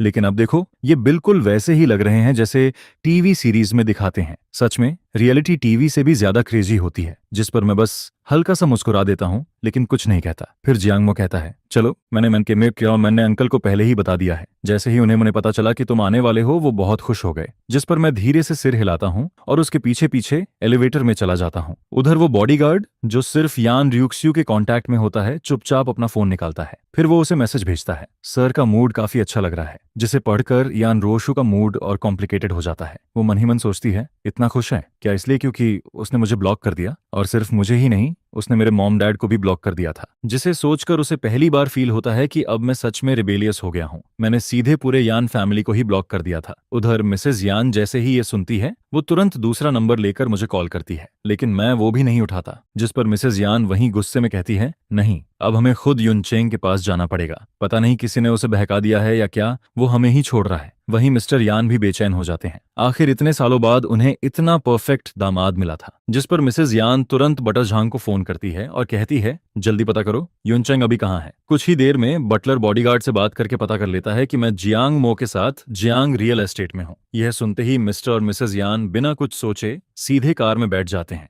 और ड्राइवर से कहते हैं कि जियांग रियल एस्टेट चलो। जिस पर पूरा यान फैमिली एक साथ जियांग रियल एस्टेट पहुंचने के लिए निकल पड़ता है। ये खबर पूरे अपर क्लास सर्कल में आग की तरह फैल जाती है। सारे बड़े बिजनेसमैन के फोन्स लगातार बजने लगते हैं। उधर मैं आराम से जियांग रियल एस्टेट में बैठा टी पी रहा होता हूँ और वो भी सबसे एक्सपेंसिव दहुंग पाओ। हालांकि मुझे याद नहीं कि पहले मुझे ये पसंद थी या नहीं, लेकिन अब मैं इतना जरूर जानता हूँ कि मुझे ये बिल्कुल पसंद नहीं है। मुझे ये सब बिल्कुल पसंद नहीं आता है, लेकिन फिर भी मैं पोलाइट रहता हूँ और अपने चेहरे पर कुछ भी शो नहीं करता हूँ। आखिरकार जियांग मो के अंकल जियांग मिन, जो कि जियांग्स रियल एस्टेट के जनरल मैनेजर होते हैं, जॉब के लिए मुझसे मिलने आए होते हैं। जिस पर उनके चेहरे पर बेचैनी साफ दिखाई दे रही होती है और उनकी नर्वसनेस तो आंखों से ही नजर आ रही होती है। जिस पर मैं उन्हें पॉलिटली मना कर देता हूँ। फिर मैं आराम से टी कप नीचे रखता हूँ और उन्हें ध्यान से देखते हुए कहता हूँ, मैं सेल्स पर्सन बनना चाहता हूँ। यह सुनते ही जियांग मिंग पूरी तरह शॉक हो जाता है, जिस पर वह मेरी तरफ देखकर कहता है, क्या? क्योंकि जब मैं कहता हूँ कि मैं सेल्स पर्सन बनना चाहता हूँ, तब उसके चेहरे पर पूरा डिसबिलीफ नजर आ रहा होता है। आखिर मैं प्रेसिडेंट का हस्बैंड हूँ। जिस पर जियांग मिनिंग जल्दी से संभलता है और एक के बाद एक बोलना शुरू कर देता है, मिस्टर मू, मैं आपके ऊपर हंस नहीं रहा हूँ, लेकिन हमारी कंपनी के हाउसेस बेच पाना इतना आसान नहीं होता है। यह सुनते ही बगल में खड़ी जियांग मो अचानक आगे आती है और हंसने लगती है, जिस पर वह कहती है, अंकल तो रियल एस्टेट में हमेशा लॉस ही करते रहते हैं। आखिर जब आपको इसकी समझ नहीं है तो इसमें आने की जरूरत क्या थी? अपने कपड़े बेचते, वही ज्यादा बेटर नहीं था? यह सुनकर जियांग मिंग का चेहरा काला पड़ जाता है और वह गुस्सा करने ही वाला होता है। तभी सेक्रेटरी भागते हुए अंदर आती है और कांपती हुई आवाज में कहती है, मिस्टर यान और मिसेज यान आ गए हैं। यह सुनते ही जियांग मिनंग एकदम डर जाता है। फिर वह जल्दी से बाहर की तरफ भागता है और मिस्टर यान के पास पहुंचकर एक्साइटमेंट में उनका हाथ पकड़ लेता है, जिस पर वह कहता है, आप जैसे बड़े आदमी का हमारी कंपनी में आना हमारे लिए बहुत बड़ी बात है। जिस पर मिस्टर यान सिर्फ हल्का सा मुस्कुराते हैं और कहते हैं, सुना है कि युनचेंग मिस्टर जियांग की कंपनी में काम करने आया है, इसलिए हम भी उसे देखने चले आए। यह सुनकर जियांग मिन और ज्यादा नर्वस हो जाता है। उसके माथे पर ठंडा पसीना आने लगता है। उसे समझ ही नहीं आता कि क्या बोले, जिस पर वह बस बार बार सिर हिलाता रहता है और कहता है, मिस्टर मू अंदर हैं, अंदर ही हैं। जिस पर मिस्टर यान सिर हिलाते हैं और बिना कुछ बोले अंदर की तरफ चल देते हैं। वहीं दूसरी तरफ मैं ऑफिस में बिल्कुल शांत बैठा रहता हूँ। मेरे चेहरे पर कोई रिएक्शन नहीं होता है और मिस्टर यान और मिसेज यान के आने से भी मेरे दिल में कोई हलचल नहीं होती है। फिर अचानक ऑफिस का दरवाजा खुलता है, जिस पर मिसेज यान मुझे देखते ही तेजी से मेरी तरफ आती हैं और बिना कुछ कहे मुझे कसकर गले लगा लेती हैं। मैं अभी उनका चेहरा ठीक से देख भी नहीं पाता हूँ कि तभी मुझे एक एक्साइटेड आवाज सुनाई देती है, युनचेंग। यह देखकर जियांग मो भी शॉक हो जाती है। उसे बिल्कुल उम्मीद नहीं होती है कि मिसेज यान मेरे साथ इतना क्लोज बिहेव करेंगी। जिस पर बगल में खड़े मिस्टर यान हल्का सा खांसते हैं, जैसे उन्हें याद दिला रहे हों कि थोड़ा कंट्रोल रखो वरना मैं डर जाऊंगा। जिस पर मिसेज यान मुझे छोड़ देती हैं, लेकिन फिर भी मेरा हाथ कसकर पकड़े रहती हैं। फिर वह प्यार भरे चेहरे से पूछती हैं, युनचेंग, तुम कुछ दिन और घर पर क्यों नहीं रुके? इतनी जल्दी काम पर आने की क्या जरूरत थी? मैं सीधे जवाब नहीं देता हूँ। मैं सिर्फ हल्का सा मुस्कुराता हूँ, जबकि मेरे दिमाग में बहुत तेजी से बातें चल रही होती हैं। मुझे समझ आता है कि अन र्यूक्स्यू के पेरेंट्स इतने जल्दी सिर्फ मुझे देखने के लिए यहाँ चले आए हैं। जिस पर मैं बस हल्की सी स्माइल देता हूँ और कहता हूँ, आप दोनों को इतनी परेशानी हुई इसके लिए सॉरी, लेकिन मैं अंदर ही अंदर बहुत क्लियर होता हूँ। मुझे पता होता है कि ये लोग मेरे साथ इतना अच्छा सिर्फ इसलिए बिहेव कर रहे हैं क्योंकि मैं यान रोशु का हस्बैंड हूँ। जिस दिन डिवोर्स हो जाएगा उस दिन मेरी कोई वैल्यू नहीं बचेगी। ये सुनते ही मिसेज यान जल्दी से बोल पड़ती हैं, नहीं नहीं युनचेंग कभी गलत नहीं हो सकता, तुम्हारी कोई गलती नहीं है। जिस पर वह तुरंत लेंग बटलर की तरफ मुड़ती हैं और कहती हैं, हम प्राइवेट जेट से आए हैं, हमने रात में अच्छे से रेस्ट भी किया था, लेकिन उनके दिल में घबराहट बनी रहती है। उनकी आंखों में आंसू तक आने लगते हैं, जैसे वह सोच रही हो कि आखिर किसकी वजह से इतना अच्छा सन इन लॉ अपनी याददाश्त खो बैठा। जिस पर लेंग बटलर बार बार झुककर माफी मांगता है और कहता है, सॉरी ओल्डम मैडम सर, मुझसे गलती हो गई, मैंने ज्यादा बोल दिया। इसके बाद मिसेज यान अचानक मुस्कुराने लगती हैं। फिर वह मेरी तरफ देखकर कहती हैं, युनचेंग, तुम कौन सा काम करना चाहते हो? अगर तुम चाहो तो तुम्हारी मदर भी तुम्हारे साथ चलेगी। यह सुनकर जियांग मिनंग की आंखें लगभग बाहर आने लगती हैं। उसे यकीन ही नहीं होता कि मिसेज यान भी उसकी कंपनी में हाउस बेचने आने वाली हैं। लेकिन इससे पहले कि वह कुछ समझ पाता, मिस्टर यान भी तुरंत बोल पड़ते हैं, अगर युनचेंग को यह कंपनी पसंद है तो मैं इसे अभी खरीद कर उसे खिलौने की तरह गिफ्ट कर सकता हूँ। यह सुनते ही जियांग मिंग वहीं पर पूरी तरह स्टन्ड रह जाता है। उसे यकीन ही नहीं होता कि इतनी बड़ी किस्मत अचानक उसके सिर पर गिर सकती है। वहीं मैं हल्का सा नीचे देखता हूँ। मेरे दिल में थोड़ी हेल्पलेसनेस होती है, लेकिन साथ ही मुझे उनकी सिंसियरिटी भी फील होती है। जिस पर मैं धीरे से कहता हूँ, थैंक यू मॉम डैड, लेकिन मैंने पहले ही अंकल से कह दिया है, मैं सेल्स डिपार्टमेंट में जाकर हाउस बेचना चाहता हूँ। यह सुनकर यान फैमिली के दोनों एल्डर्स एक दूसरे की तरफ देखते हैं। हालांकि उन्हें हैरानी होती है, लेकिन फिर भी वे ज्यादा इंसाइट नहीं करते हैं। जिस पर मिस्टर यान मेरी तरफ मुड़कर कहते हैं, शिंगयुन सिटी के नीचे जितने भी प्रोजेक्ट्स हैं, मैं उन सबका ध्यान रख लूंगा। यह सुनते ही पूरे ऑफिस में सन्नाटा छा जाता है। हर कोई शॉक में पड़ जाता है, यहाँ तक कि मैं भी कुछ देर के लिए स्पीलेस हो जाता हूँ। फिर काफी देर बाद मैं धीरे से कहता हूँ, हम फैमिली हैं, अगर आप इस तरह पैसा खर्च करेंगे तो मुझे अच्छा नहीं लगेगा। मैं काम करने बाहर आया हूँ ताकि मैं पैसे कमा सकूं, दूसरे लोगों के पैसे कमाऊं, आपके नहीं। यह सुनते ही मिस्टर यान अचानक अपना माथा पकड़ लेते हैं और कहते हैं, सही कहा, मेरा पैसा भी तो तुम्हारा ही पैसा है, देखो मैं कितना बड़ा फूल हूं। लेकिन वह ये कहते जरूर हैं, जिस पर उनकी आंखों से साफ पता चल रहा होता है कि उनके दिमाग में अभी भी कोई दूसरा प्लान चल रहा है। इसके बाद मिस्टर यान तुरंत मुझे और दोनों एल्डर्स को डिनर के लिए इनवाइट कर देते हैं, जिस पर मैं भी मना नहीं करता हूं, क्योंकि मैं सोचता हूं कि मिस्टर यान की आइडेंटिटी का यूज करके जियांग फैमिली को कुछ फायदा पहुंचा दूं और साथ ही अपने लिए भी थोड़ा कॉन्फिडेंस बचा लूं, ताकि फ्यूचर में चाहे कुछ भी हो मैं यहाँ से अपने दम पर जा सकूं। इसके बाद हम एक हाई एंड रेस्टोरेंट में पहुंचते हैं और बैठ जाते हैं, जिस पर मिस्टर यान हाथ उठाकर एक के बाद एक कई फेमस डिशेज ऑर्डर करने लगते हैं। वहीं वेटर बगल में खड़ा सब कुछ नोट करता रहता है और ऑर्डर पूरा होने के बाद मिस्टर यान मेरी तरफ मीनिंगफुली देखते हैं। फिर वह बटलर को रुऑक्सुए को कॉल करने के लिए कहते हैं और बोलते हैं कि उससे कहो वह किसी के हाथ एक बॉटल फ्रेश। जिसके बाद आधे घंटे से भी कम समय में यान रुओशु दरवाजे पर दिखाई देती है। वह ब्लैक बिजनेस सूट पहने होती है, उसके होंठ हल्के से ब्लर्ड लग रहे होते हैं और उसके पूरे शरीर से एक अजनबी जैसी कोल्ड फीलिंग आ रही होती है। फिर वह सीधे मेरी तरफ आती है और अपना साफ खूबसूरत हाथ आगे बढ़ाकर मेरे सामने फ्रेश मिल्क की एक बोतल रख देती है। यान रुओशु खुद मिल्क लेकर आई है। यह देखकर मैं थोड़ा सरप्राइज हो जाता हूँ। आखिर सेकंड एल्डर के सामने मैं उसे एम्बैरस नहीं कर सकता था, जिस पर मैं जियांगमो की तरफ देखता हूँ और उसे साइड में सीट खिसकाने का इशारा करता हूँ। 12 लोगों की टेबल पर सिर्फ 8 लोग बैठे होते हैं, इसलिए सीट खाली थी। लेकिन मेरी लेफ्ट साइड में मिस्टर यान बैठे होते हैं और राइट साइड में जियांगमो। अब जब यान र्यूक्स्यू आ गई है तो जियांगमो को ही जगह बदलनी पड़ती है। जियांगमो यान र्यूक्स्यू को पसंद नहीं करती है,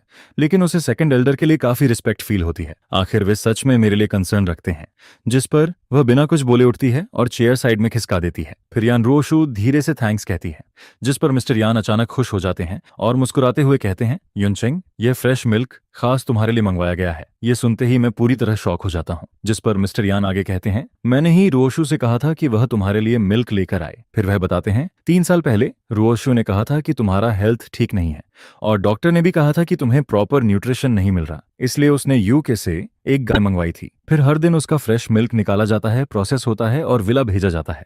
यह सुनकर मेरा जबड़ा तक शौक से खुला रह जाता है और बगल में बैठी जियांगमो भी हैरान रह जाती है। फिर वह हल्की सी हंसती है और कहती है, यान रुओशु छोटी छोटी चीजों में काफी ध्यान देती है, लेकिन एक ऐसी औरत जो किसी एक इंसान के लिए लॉयल नहीं है, उसके केयर करने का क्या फायदा। इससे इंसान और ज्यादा कोल्ड हो जाता है, खासकर जब वह मो युनश्यू के साथ इन्वॉल्व्ड हो। यह सुनकर जियांग मिन भी खुद को रोक नहीं पाता और कहता है, मिस यान सच में अपने हस्बैंड को बहुत ज्यादा चाहती है। लेकिन जैसे ही वह यह कहता है, जियांग मो टेबल के नीचे से अपने अंकल को जोर से पैर मार देती है, जिस पर मुझे मिसेज यान की बात याद आती है। तब से ही मुझे शक होने लगता है कि शायद यान र्यूक्स्यू मेरा बॉडी कंडीशन कर रही थी, सिर्फ इसलिए ताकि मैं मो युनश्यू के लिए एक परफेक्ट ब्लड सोर्स बन सकूं। और शायद उसने मुझसे शादी भी इसलिए की थी क्योंकि वह जानती थी कि मैं उससे बहुत प्यार करता हूं और मैं उसके लिए कुछ भी कर सकता हूं। यह सोचते ही मेरे पूरे शरीर में ठंड सी फील होने लगती है। वहीं दूसरी तरफ यान र्यूक्स्यू पहले ही ग्लव्स पहन चुकी होती है। फिर वह सिर झुकाकर खाना केयरफुली सर्व करने लगती है।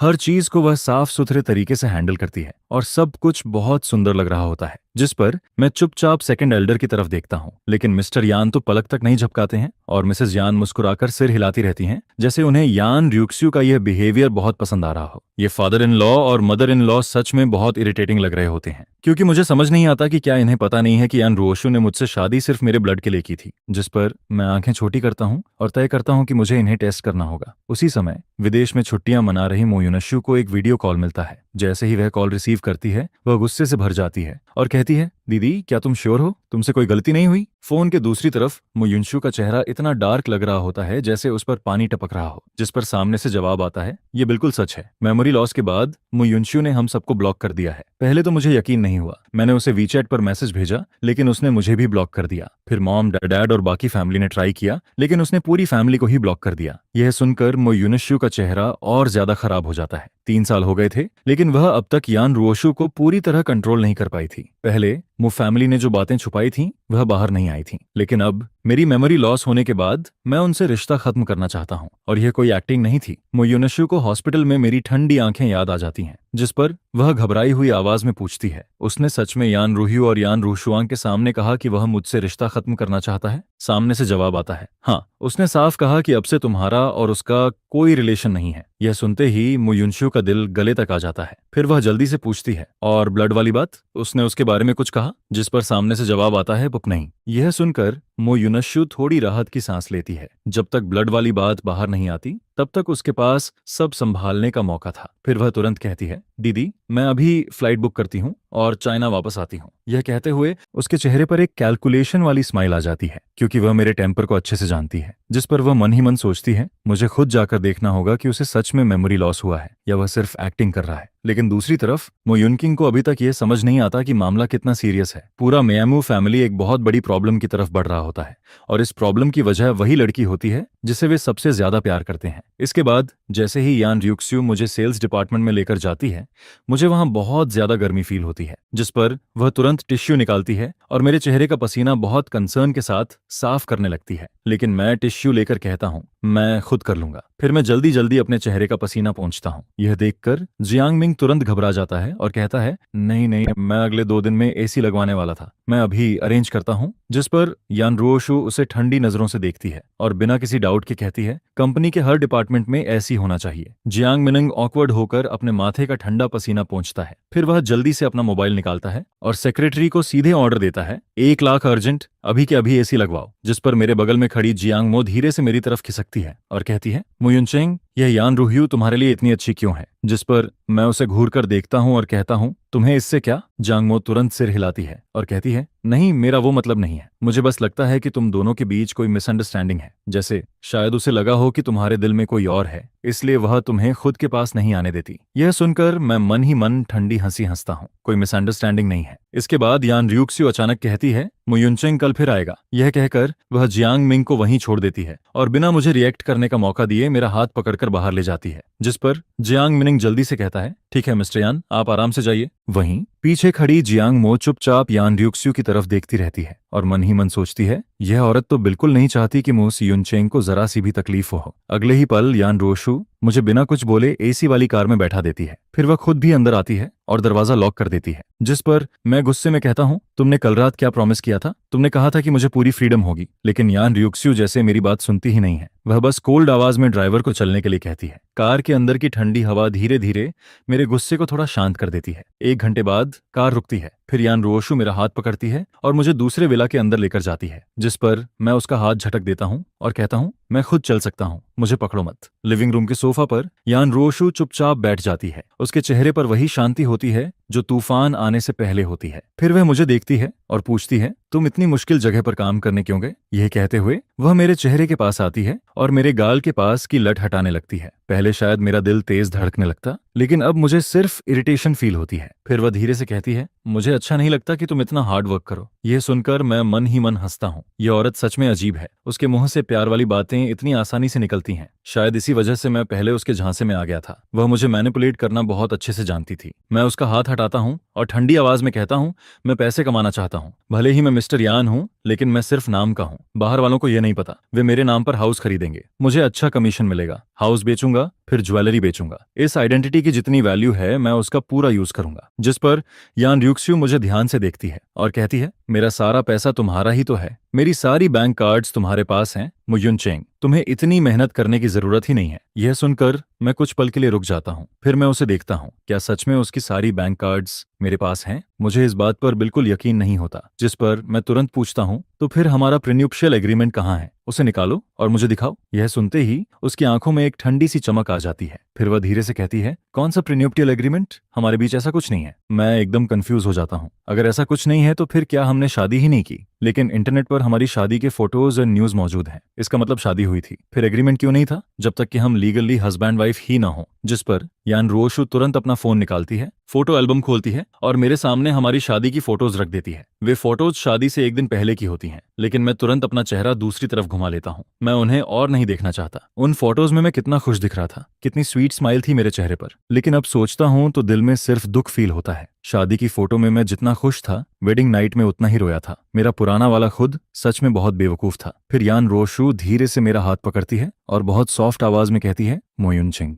मुझे खुद से दूर मत करो प्लीज, हम हमेशा से एक दूसरे से प्यार करते आए हैं। यह सुनकर मैं ताना मारते हुए मुस्कुराता हूँ और कहता हूँ तो फिर मोयुनशियू का क्या? जिस पर वह तुरंत कहती है हम दोनों के बीच कुछ नहीं है, मैं सिर्फ तुमसे प्यार करती हूँ, तुम्हें मुझ पर भरोसा करना होगा। मोयुनशियू को डिप्रेशन है, उसने कई बार सुसाइड करने की कोशिश की है, इसलिए मुझे उसका ख्याल रखना पड़ता है। यह सुनकर मैं ठंडी आवाज में कहता हूँ दुनिया में और भी बहुत लोग होंगे जिन्हें डिप्रेशन है, क्या तुम सबका ऐसे ही ख्याल रखोगी? मुझे तो बिल्कुल यकीन नहीं है कि उसे डिप्रेशन है। वह इतना सेल्फिश इंसान है कि उसके अंदर गिल्ट या पेन जैसी कोई चीज हो ही नहीं सकती। यह सुनकर यान रोशु कुछ पल के लिए चुप हो जाती है, फिर धीरे से कहती है लेकिन वह तुम्हारा छोटा भाई है। ये शब्द सुनते ही जैसे मेरे दिमाग में कुछ फट जाता है। मेरे सिर में अचानक बहुत तेज दर्द शुरू हो जाता है। मुझे ऐसा फील होता है जैसे मेरा पूरा दिमाग टूट रहा हो। जिस पर मैं दांत भींच कर चिल्लाता हूँ यहाँ से निकल जाओ, अभी निकल जाओ। फिर मैं उसे जोर से धक्का देता हूँ, वह नीचे गिर जाती है और मैं लड़खड़ाते हुए ऊपर भाग जाता हूँ। मयुनचेंग यान रोशु कुछ सेकंड के लिए शॉक में रह जाती है, फिर वह जल्दी से मेरे पीछे भागती है, लेकिन तब तक मैं रूम का दरवाजा अंदर से लॉक कर चुका होता हूँ। वह हार नहीं मानती।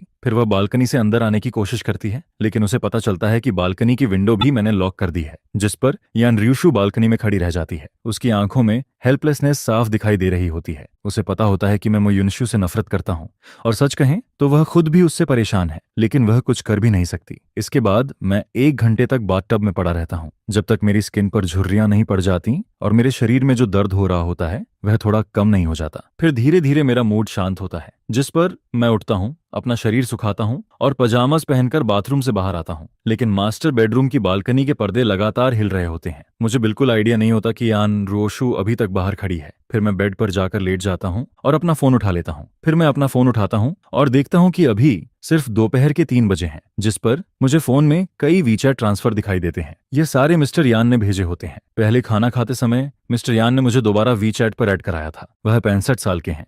अगर उन्होंने 40 साल की उम्र में बेटी न की होती तो उनकी उम्र मेरे दादा बनने के लिए भी काफी थी। मैं कुछ मिनट तक उनका प्रोफाइल देखता रहता हूँ। फिर जैसे ही मैं फोन रखकर सोने वाला होता हूँ, तभी एक अननोन नंबर का कॉल आ जाता है। मैं पहले उसे इग्नोर करता हूँ, लेकिन सामने वाला बार बार कॉल करता रहता है, जिस पर मुझे थोड़ा अंदाजा हो जाता है कि यह कौन हो सकता है। फिर मैं आखिरकार कॉल उठा लेता हूँ। ब्रदर, मैं चाइना वापस आ रही हूँ, क्या तुम खुश हो? कॉल कनेक्ट होते ही सामने से एक नरम लेकिन अजीब सी मैलिशियस आवाज सुनाई देती है, जिस पर मैं तुरंत आंखें छोटी कर लेता हूँ। मुझे लगा था कि म्यू फैमिली में से कोई होगा जिसे मैंने ब्लॉक किया है, लेकिन मैंने यह बिल्कुल एक्सपेक्ट नहीं किया था कि वह खुद एमओ युनशियू होगी। मैं ठंडी हंसी हंसता हूँ और कहता हूँ, हाँ, मैं बहुत खुश हूँ। मैं तो बस तुम्हें मारने का इंतजार कर रहा हूँ। जल्दी वापस आओ। यह सुनते ही मुकियेतो युनशियू की बात जैसे उसके गले में ही अटक जाती है। मैं मन ही मन सोचता हूँ, युनशियू, तुमने मुझसे जो छीना है मैं उसका 1000 गुना वापस लूंगा। इसके बाद मैं उससे और बात करने की जरूरत नहीं समझता। मैं कॉल काट देता हूँ और उसका नंबर फिर से ब्लॉक कर देता हूँ। फिर मैं जल्दी ही सो जाता हूँ,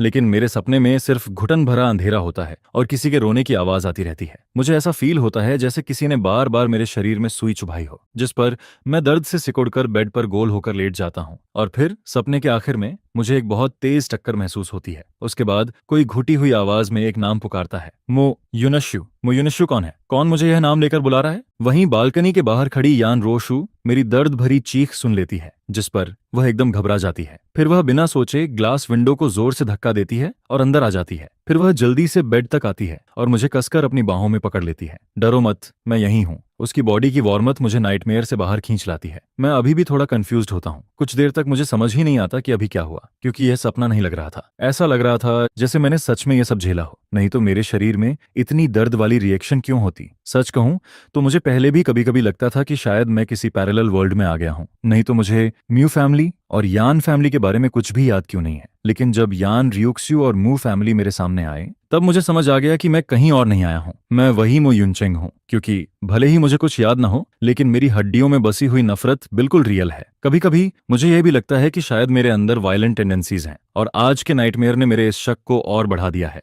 मुझे पूरा यकीन है कि मेरा मेमोरी लॉस किसी कार एक्सीडेंट की वजह से हुआ है, लेकिन एक दिन मुझे वह सारी तकलीफें जरूर याद आएंगी जो मैंने झेली हैं, और जिस दिन मुझे सब याद आ गया, उस दिन जिसने भी मेरे साथ गलत किया है वह मुझसे बच नहीं पाएगा। फिर मैं धीरे से कहता हूँ, तुम मुझे बहुत जोर से पकड़ रही हो, दर्द हो रहा है। यह सुनते ही यान रियुक्स्यू तुरंत मुझे थोड़ा ढीला छोड़ देती है, लेकिन उसका हाथ अभी भी मेरे कंधे पर रहता है। फिर वह धीरे से पूछती है, क्या तुम्हें नाइटमेयर आया था? उसकी आवाज बहुत सॉफ्ट होती है और उसमें एक अजीब सी केयर फील होती है, जिस पर मैं उसकी आंखों में देखता हूँ। फिर हल्का सा मुस्कुराता हूँ और कहता हूँ, हाँ, मैंने सपना देखा कि मेरी लॉटरी लग गई।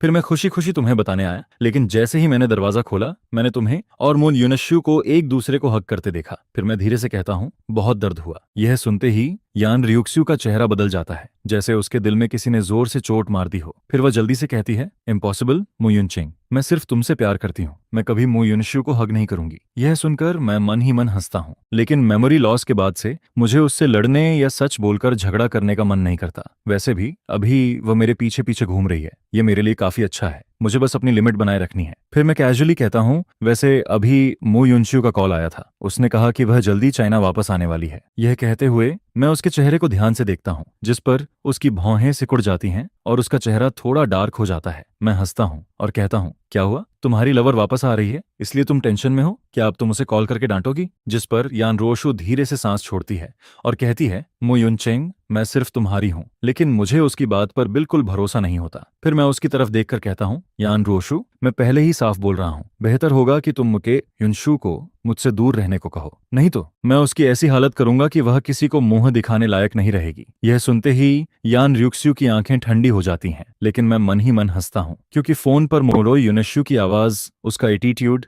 और उसके सोशल मीडिया रिकॉर्ड्स देखकर मुझे साफ समझ आ गया था कि वह पहले भी मुझे बार बार परेशान करती रही है। नहीं तो हर बार वेडिंग नाइट, एनिवर्सरी और वैलेंटाइंस डे पर वह सिर्फ एक कॉल करके यान रोशु को अपने पास क्यों बुला लेती। वैसे भी अब मैं पहले से सब एक्सपेक्ट कर चुका हूँ। जिस दिन मैंने सच में वो युनशु को सबके सामने इंसल्ट किया, उस दिन यान रूहियो मेरे पास लड़ने ना आए, यही अच्छा होगा, नहीं तो मैं उसे भी नहीं छोड़ूंगा। फिर मैं उसकी तरफ देखकर कहता हूँ, तुम्हें यान ग्रुप की प्रेसिडेंट नहीं बनना, तुम्हें कंपनी नहीं जाना। उसका हाथ अभी भी मेरे पैजामेज के ऊपर रखा होता है, उसकी हथेली बहुत गर्म लग रही होती है, और सच कहूं तो मैं अब उसके जैसे इंसान के साथ रहना बिल्कुल भी बर्दाश्त नहीं कर सकता। जिस पर वह धीरे से कहती है, डैड ने कंपनी का काम पहले ही इन दिनों उसे और रोशुआंग को उसके ऊपर छोड़ दो, मुझे बस तुम्हारे साथ रहने पर कंसंट्रेट करने दो। जिस पर मैं तुरंत कहता हूँ, मुझे तुम्हारे साथ रहने की जरूरत नहीं है। यह कहते ही मेरा चेहरा इंस्टेंटली डार्क हो जाता है, क्योंकि रात में उसका मुझे पकड़कर सोना ही पहले से इनफ इरिटेटिंग था, और फिर दिन में भी वो किसी घोस्ट की तरह मेरे पीछे पीछे घूमती रहती है। जिस पर यान रोशु बिल्कुल भी गुस्सा नहीं होती है, उसके चेहरे पर जरा सा भी टेम्पर नहीं आता है, और फिर वो धीरे से कहती है, मैं बस तुम्हारे साथ रहना चाहती हूँ। ये सुनकर मुझे फिर से ऐसा फील होता है जैसे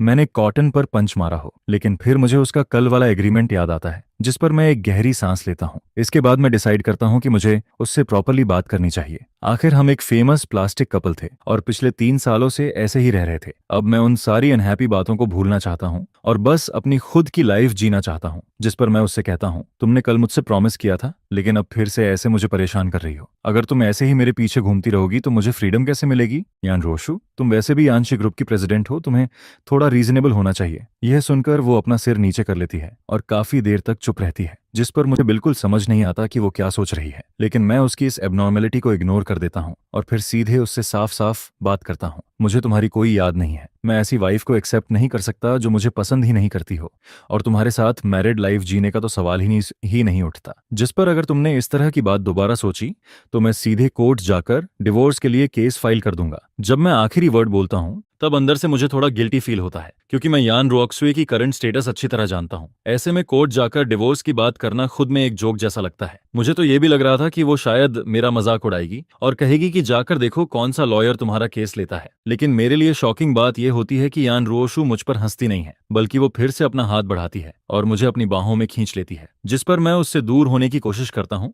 लेकिन तभी वो मेरे कान के पास धीरे से फुसफुसाती है, मो युनचेंग, तुम जो चाहो वो कर सकते हो, मैं सब मान लूंगी, लेकिन डिवोर्स वो कभी पॉसिबल नहीं है। इसके बाद मास्टर बेडरूम की विंडो जो पहले टूट गई थी, उसे ठीक करवाने के लिए यान रोशु नेचुरली लोगों को बुलाती है। वहीं मैं खुद को थोड़ा काम करता हूँ, कपड़े चेंज करता हूँ और बाहर निकल जाता हूँ। शाम को मैंने जियांग मो के साथ डिनर का प्लान बनाया था, और क्योंकि यान र्यूक्स्यू ने मुझसे फ्रीडम देने का प्रॉमिस किया था, इसलिए इस बार वो मेरे पीछे नहीं आती है। हालांकि सीक्रेटली बॉडीगार्ड्स अब भी मेरी प्रोटेक्शन कर रहे होते हैं। मुझे अपना पास्ट बिल्कुल याद नहीं है, जिस पर मैं किसी पर भी भरोसा नहीं करता हूँ। अगर इस वक्त मुझे किसी पर ट्रस्ट है तो वो सिर्फ जियांग मो है। हम दोनों रेस्टोरेंट में बैठते हैं, लेमनेड पी रहे होते हैं, तभी जियांग मो थोड़ी शॉक्ड होकर मुझे देखती है। फिर वो कहती है, मैंने तो सच में कभी एक्सपेक्ट नहीं किया था कि युनचेंग, यान फैमिली में तुम्हारा स्टेटस इतना हाई होगा। आज पूरे दिन कंपनी में यान रूहियो बिल्कुल रेस्टलेस रही है। मुझे तो हमेशा लगा था कि तुम यान फैमिली में बहुत ग्रीवेंस सहते हो, लेकिन असल में तो बात बिल्कुल उल्टी निकली। यह सुनकर मैं हल्का सा हंस देता हूँ। फिर मैं कहता हूँ,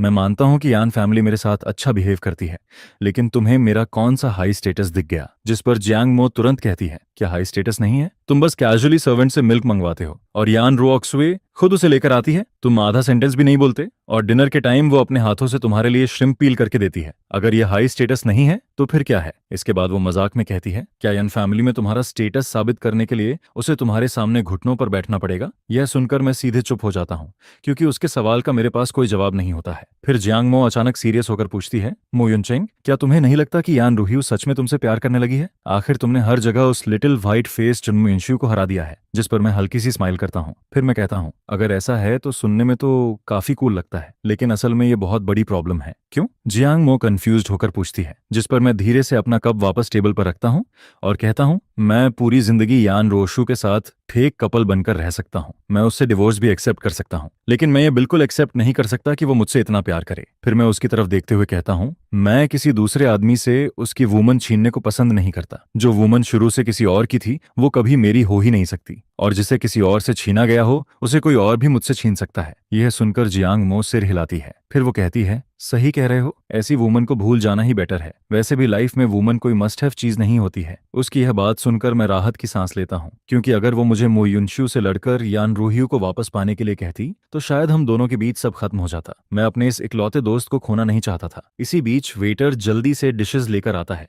जिस पर हम दोनों खाते पीते हुए बातें करते रहते हैं और एटमॉस्फेयर काफी अच्छा बना रहता है। खाना खत्म होने के बाद मैं अपने पास्ट के बारे में पूछना शुरू करता हूँ। फिर मैं जियांग मो से पूछता हूँ, क्या तुम्हें पता है कि आखिर मेरी शादी यान र्यूक्स्यू से हुई कैसे थी? यह सुनकर जियांग मो पहले मुझे घूरती है और फिर अचानक जोर से हंस पड़ती है। उसके चेहरे पर एक स्ट्रेंज सेटिस्फैक्शन दिखाई देता है। फिर वो कहती है, क्योंकि तुमने उसे रिजेक्ट कर दिया था। जिस पर मैं पूरी तरह स्टन्ड रह जाता हूँ। मैंने यान रोशु को रिजेक्ट किया था? हाँ, जियांगमो कहती है, जब तुम टीनेजर थे। इसके बाद वो धीरे धीरे वो सीक्रेट याद करने लगती है जो मैंने उसे पहले बताया था। फिर वो कहती है, तुम और यान रोशु एक ही हॉस्पिटल में एडमिट थे। उस टाइम उसे शायद ऑटिज्म था। एक दिन वो रूफटॉप से जंप करने की कोशिश करती है, जिस पर तुम उसे बचाने के लिए दौड़ते हो, लेकिन तुम उसे पकड़ नहीं पाते और फिर तुम दोनों साथ में नीचे एयरबैग पर गिर जाते हो। यह सुनकर मैं पूरी तरह स्टंट रह जाता हूँ, क्योंकि मैंने कभी इमेजिन भी नहीं किया था कि बचपन में यान रोशु को ऑटिज्म था। लेकिन फिर जब मैं उसके अभी वाले साइलेंट और कोल्ड बिहेवियर के बारे में सोचता हूँ तो ये बात इम्पॉसिबल भी नहीं लगती है। इसके बाद जियांगमो बताती है कि यान र्यूक्स्यू और मो युनशु भी उसी टाइम मिले थे, जिस पर वो कहती है, तुमने उसे बचाया था,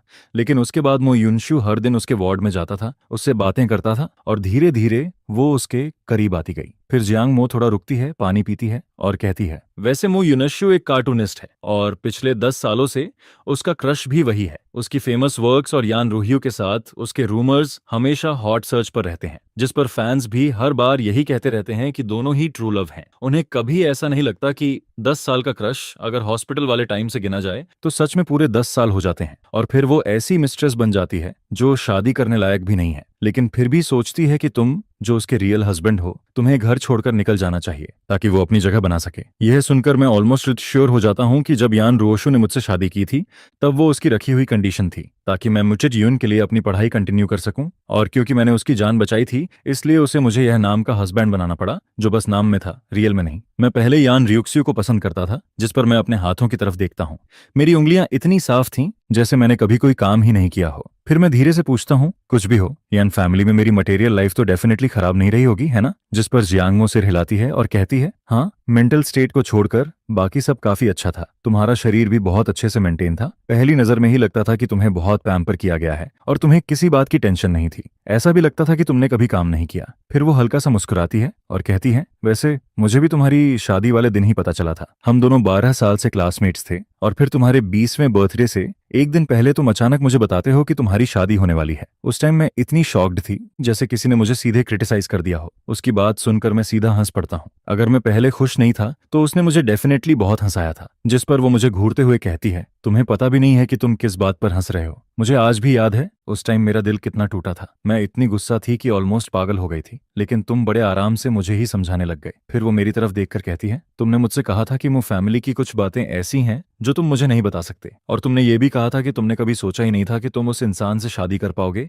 जिसे तुम पसंद करते हो, क्योंकि वो तुम्हारे लिए आसमान के चांद जैसी थी जिसे कोई छू नहीं सकता। जिस पर वो एक लंबी सांस लेती है और फिर कहती है, और फिर मैंने बिना सेल्फ रिस्पेक्ट के तुम्हें माफ कर दिया। उसी रात हम दोनों एक ही बेड पर बैठे रहे और पूरी रात बातें करते रहे। लंबी बातों के बाद उसे फाइनली समझ आया कि जिससे मेरी शादी होने वाली थी वो सच में आसमान का चांद थी, यान रोशु, जो हमारे स्कूल की फेमस सीनियर थी। इसके बाद जियांगमो कुछ देर के लिए रुकती है, पानी पीती है और फिर मेरे पास्ट के बारे में बताना कंटिन्यू करती है, क्योंकि मुझे अब कुछ भी याद नहीं है और वो नहीं चाहती थी कि कोई मुझे झूठ बोलकर मैनिपुलेट करे, खासकर वो फैमिली जिसने कभी मेरे साथ अच्छा बिहेव नहीं किया था। उसके बाद मैं उसे उसके घर छोड़ता हूँ और फिर ड्राइवर से विला वापस चलने के लिए कहता हूँ। रास्ते में मेरी नजर पैसेंजर सीट के पास बैठे बॉडीगार्ड के चेहरे पर जाती है। वो कुछ सेकंड्स तक बिल्कुल चुप बैठी रहती है। फिर मुझे याद आता है कि वो पूरे टाइम रेस्टोरेंट के बाहर मोबाइल चला रही थी। उस टाइम मुझे लगा था कि उसने हमारी बातें नहीं सुनी होंगी, लेकिन अब मुझे समझ आता है कि वो शायद मेरी सारी बातें यान रोशु को बता रही थी। जब मैं विला पहुंचता हूं तब मैं ऊपर जाकर शॉवर लेने वाला होता हूं, लेकिन तभी मैं देखता हूं कि मिस्टर यान और यान रोशु दोनों लिविंग रूम में बैठे हुए हैं। जिस पर मैं उनके पास जाता हूं और ऐसा नहीं है, और तभी यान रोशु मेरा हाथ पकड़कर मुझे अपने पास बैठा लेती है। फिर वो धीरे से पूछती है, तुम थक गए हो क्या? इसके बाद मिस्टर यान मुस्कुराते हुए कहते हैं, रुओशु की मसाज स्किल बहुत अच्छी है। वो क्लियरली अपनी आइसबर्ग जैसी बेटी को प्रमोट कर रहे होते हैं। जिस पर मैं हल्का सा मुस्कुराकर कहता हूँ, नहीं डैड, मैं टायर्ड नहीं हूँ, मैं बस अपने फ्रेंड के साथ डिनर करके आया हूँ। फिर मिस्टर यान तुरंत कहते हैं, रुओशु जाओ, यूनचेंग के लिए बाथ वाटर रेडी करो। ये सुनकर मुझे इंस्टेंटली समझ आ जाता है कि वो मुझसे अकेले में बात करना चाहते हैं। वो नहीं चाहते कि यान रियुक्सु यहाँ बैठी रहे। जिस पर यान रुओशु बिना कुछ बोले ओबीडियंटली ऊपर चली जाती है और मेरे लिए पानी तैयार करने लगती है। फिर मिस्टर यान मेरी तरफ देखते हैं, जैसे उन्हें पता हो कि मैं क्या सोच रहा हूँ या आता समझ रहा हूँ। वो धीरे से सांस लेते हैं और कहते हैं, जब बात तुम्हारे लिए अच्छी चीजों की आती है तभी वो मेरी बात मानती है, वरना वो मेरी भी नहीं सुनती। यह सुनकर मैं थोड़ा कंफ्यूज्ड हो जाता हूँ, लेकिन फिर भी मैं इस बारे में ज्यादा नहीं सोचता। फिर वो मेरी तरफ देखकर कहते हैं, यूनचेंग, डैड कुछ टाइम के लिए यहाँ रहना चाहता है, तुम्हें बुरा तो नहीं लगेगा? यह सुनकर मैं तुरंत होश में आता हूँ और सिर हिलाकर कहता हूँ, ऐसा कैसे हो सकता है डैड? आप जितने दिन चाहें यहाँ रह सकते हैं। जियांग मो ने मुझे बताया था कि यान रियुक्सु से शादी होने के बाद वो यान फैमिली का पुराना घर छोड़कर इस लेक व्यू विला में अकेली रहने लगी थी। इसलिए मुझे समझ नहीं आता कि अचानक मिस्टर यान यहाँ क्यों रहना चाहते हैं। जिस पर वो मेरी तरफ ऐसे देखते हैं जैसे उन्हें मुझ पर बहुत तरस आ रहा हो। शायद उन्हें मैंने लगता है कि मैं अभी भी वही समझदार यूनचेंग हूँ जो कभी उनसे दूर नहीं होगा। फिर वो धीरे से कहते हैं, यूनचेंग, डैड जानता है कि तुम्हारे साथ बहुत बड़ा अन्याय हुआ है। रुओक्सु इमोशंस के मामले में हमेशा कंफ्यूज्ड रही है। ये कहते हुए वो अपने हाथ से एक डॉक्यूमेंट निकालते हैं और मेरी तरफ बढ़ा देते हैं। फिर वो धीरे से कहते हैं, हालांकि रुओशु कहती है कि उसका सारा पैसा तुम्हारे पास है, इसलिए तुम्हें शायद पैसों की जरूरत नहीं होगी, लेकिन यह तुम्हारी माँ और मेरी तरफ से अपॉलॉजी है। जिस पर मैं नीचे देखता हूँ और पता चलता है कि वो यान ग्रुप के 5% शेयर्स का गिफ्ट लेटर है। मैं तुरंत उसे कॉफी टेबल पर रख देता हूँ और सिर हिलाकर मना कर देता हूँ। फिर मैं कहता हूँ, मैं आपकी और मॉम की फीलिंग्स समझता हूँ, लेकिन मैं ये शेयर्स नहीं ले सकता। मैंने यान ग्रुप के लिए कुछ भी नहीं किया है और वैसे भी हम दोनों के बीच सब कुछ ठीक नहीं है, हमारे बच्चे भी नहीं होंगे, फिर मुझे ये शेयर्स क्यों चाहिए? इसके बाद मैं धीरे से कहता हूँ, और अगर फ्यूचर में हमारा डिवोर्स हो गया तो ये शेयर्स चीजों को और कॉम्प्लिकेटेड बना देंगे। ये सुनकर मिस्टर यान कुछ बोलना चाहते हैं लेकिन फिर रुक जाते हैं। फिर वो मेरी तरफ देखते हैं जैसे वो कुछ सोच रहे हों। वो थोड़ा हेजिटेट करते हैं और फिर पूछते हैं, तुम्हें कैसे पता कि मो युनशु क्या सोच रहा है? जिस पर मैं सिर हिलाता हूँ और कहता हूँ, डैड, जो कहना है सीधे कहिए। उसने मुझे कल कॉल किया था और मुझे लगा कि वो मेरे लिए बहुत होस्टाइल है। यह सुनते ही मिस्टर यान का चेहरा इंस्टेंटली बदल जाता है। फिर वो गुस्से में कहते हैं, उसने तुम्हें कॉल करने की हिम्मत कैसे की? रुओशु ने उसे साफ वार्निंग दी थी कि वो तुम्हें डिस्टर्ब नहीं करेगा। उनका चेहरा देखकर मुझे इंस्टेंटली समझ आ जाता है कि भले ही यान रियुक्सु मो युनशु की तरफ हो, लेकिन वो उसे मेरे सामने ट्रबल क्रिएट करने की परमिशन कभी नहीं देती है। मिस्टर यान अचानक एक भारी सांस लेते हैं और फिर कहते हैं, युनचेंग, ऐसा नहीं है कि डैड तुम्हारे भाई की बुराई करना चाहता है, लेकिन जब तुम सिर्फ 10 साल के थे तब भी वो हॉस्पिटल में हर जगह तुम्हारा क्रेडिट छीन रहा था। फिर वो मेरी तरफ देखते हैं और कहते हैं, जब रुओशु को कुछ हुआ था तब उसने सबको कहा कि रूफटॉप पर तुम्हें वही लेकर गया था। यह सुनकर मैं तुरंत समझ जाता हूँ कि मुन्ना युनशु ने मुझे बहुत पहले से ही कैलकुलेट करना शुरू कर दिया था। वो शुरू से मेरी हर चीज छीनना चाहता था। मैं यह क्लियरली फील कर सकता हूँ कि वो मुझसे बहुत नफरत करता है। लेकिन अजीब बात यह है कि पिछले 20 सालों में हमेशा मेरे साथ ही गलत हुआ है, मेरा ही नुकसान हुआ है, फिर भी मैं उससे नफरत नहीं करता। लेकिन वो मुझसे इतनी नफरत क्यों करता है? जिस पर मैं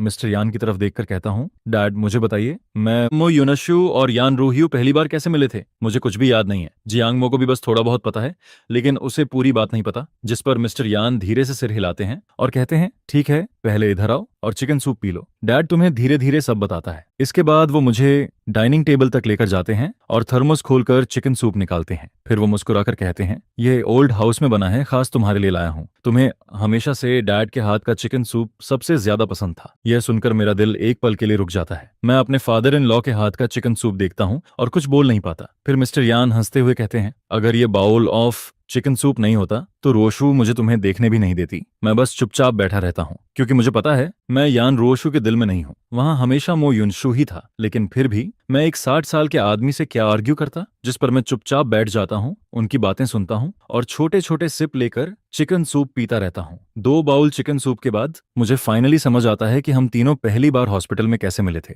असल में जब मैंने यान रियुक्सु को बचाया था, उसके बाद उसे अकेले वार्ड में रखा गया था और मो युनशु हर दिन उससे बात करने जाता था। लेकिन उस टाइम छोटी यान रियुक्सु किसी को भी इग्नोर कर देती थी। वो पूरी तरह अपनी ही दुनिया में रहती थी।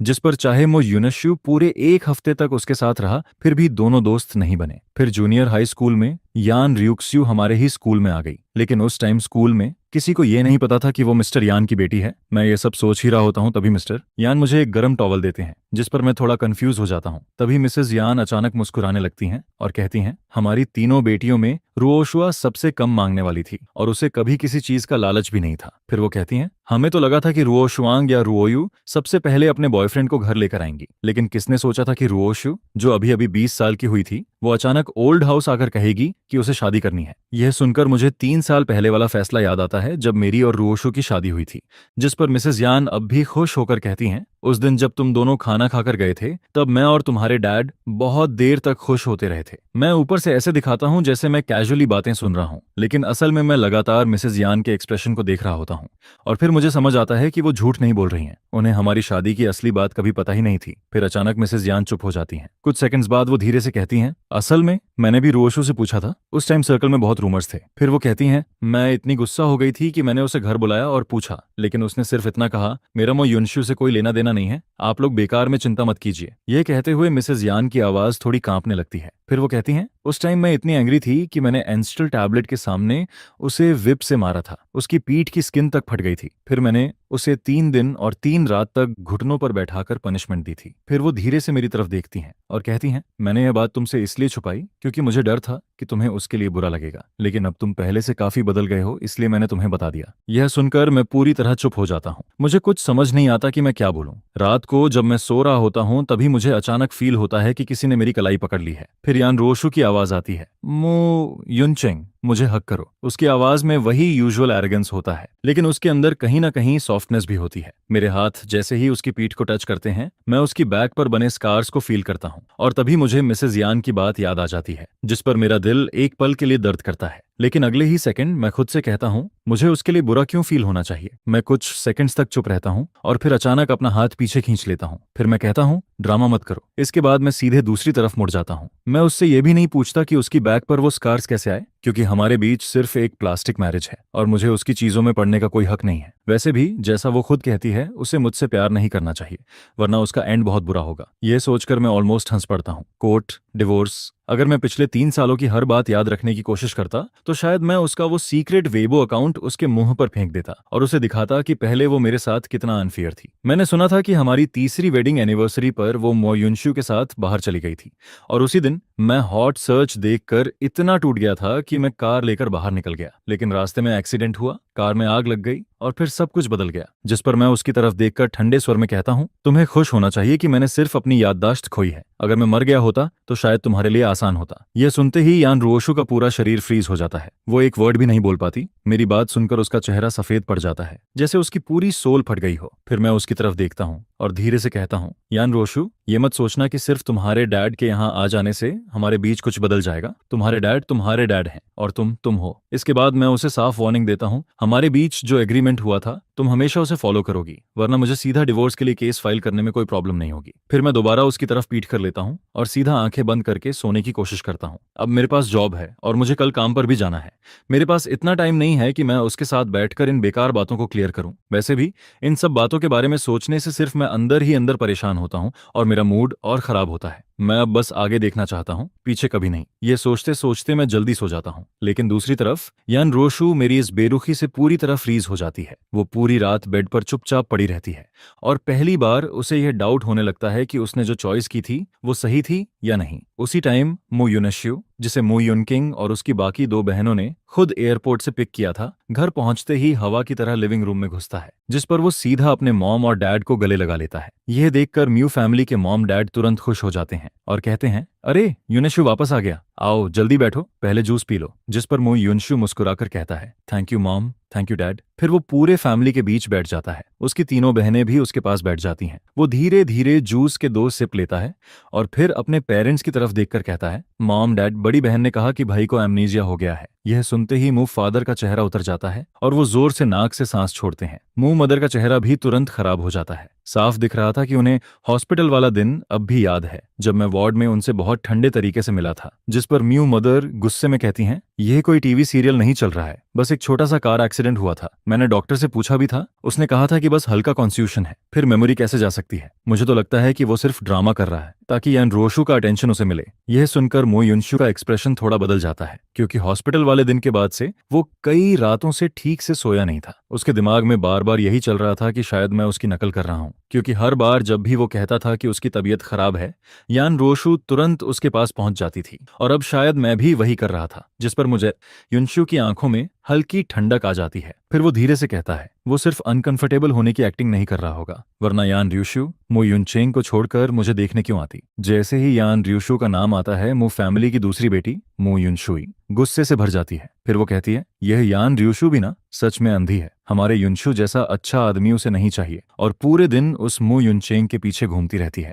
फिर वो और गुस्से में कहती है, अगर मो युनचेंग ने यूनिशु की पसंद छीनकर उससे शादी नहीं की होती तो यूनिशु डिप्रेशन में जाता क्या, हर बात पर सुसाइड करने की सोचता क्या। इसके बाद तीसरी बहन भी बोल पड़ती है, ऑरियन रोशु भी कम नहीं है। वो भूल गई कि रूफटॉप पर चढ़कर उसे बचाने कौन गया था। उस टाइम युनशु की तबीयत खुद कितनी खराब थी, फिर भी वो हर दिन उसके वार्ड में जाता था, उससे बात करता था, उसे ड्राइंग सिखाता था। फिर वो गुस्से में कहती है, इतना सब करने के बाद भी उसने यूनिशु को छोड़कर मुटे युनचेंग को चुन लिया। सच में उसका कॉन्शियस तो जैसे मर चुका है। जिस पर मोती यूनिशु तुरंत अपनी आंखें नीचे कर लेता है।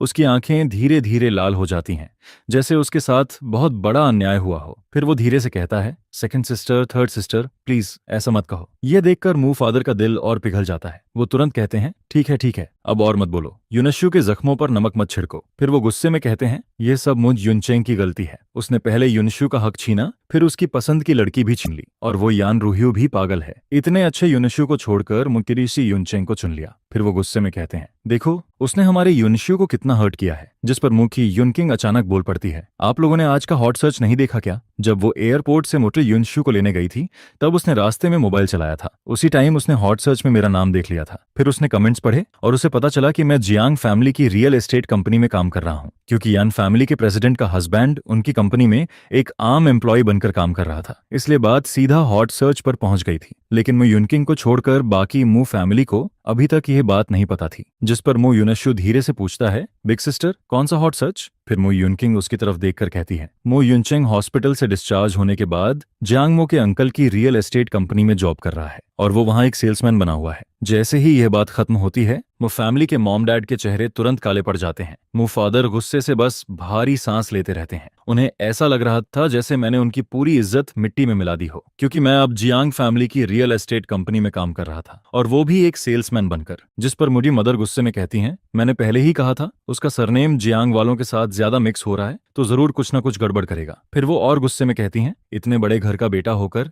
वो जाकर घर बेच रहा है। सच में बहुत नाम रोशन किया है उसने। यह सब सुनकर मु युनशु कुछ देर तक चुपचाप सोचता रहता है। फिर वो धीरे से कहता है, मॉम डैड क्या भाई के पास पैसे नहीं है? उसकी यह बात सुनते ही कमरे में अचानक सन्नाटा छा जाता है, क्योंकि अगर यान ग्रुप की प्रेसिडेंट का हस्बैंड बाहर जाकर सेल्समैन की जॉब कर रहा है तो ये बात खुद में बहुत बड़ी जोक लगती है। मु युनशु को पूरा यकीन था कि मैं जॉब सिर्फ इसलिए कर रहा हूं क्योंकि मेरे पास पैसे नहीं बचे हैं। और जैसे ही वो ये बोलता है, म्यू फादर और उसकी तीनों बहनों के चेहरे एक साथ बदल जाते हैं, क्योंकि वो सब समझ जाते हैं कि मु युनशु क्या कहना चाहता है। यानी यान रोशु मुझे जो लिविंग एक्सपेंसेस देती थी वो शायद मुझे पूरे नहीं मिलते थे, और अब मेरे पास पैसे नहीं बचे, इसलिए मुझे खुद बाहर निकलकर काम करना पड़ रहा है। काफी देर बाद मु मदर धीरे से कहती हैं, अगर उसके पास पैसे नहीं थे तो वो घर वालों से कह नहीं सकता था क्या? जाकर घर बेचने लगा। सच में बहुत समझदार है। वो हमेशा कार्ड्स खेलता था और पैसे हार जाता था, और उसे सच में लगता था कि मेरे पैसे हवा से आते हैं। किसी को क्या पता था कि यान रोशु मुझे जो पैसे देती थी वो बिल्कुल भी अनलिमिटेड नहीं थे। यह सुनकर मुतोरी युनशु की आंखों में एक चमक आती है,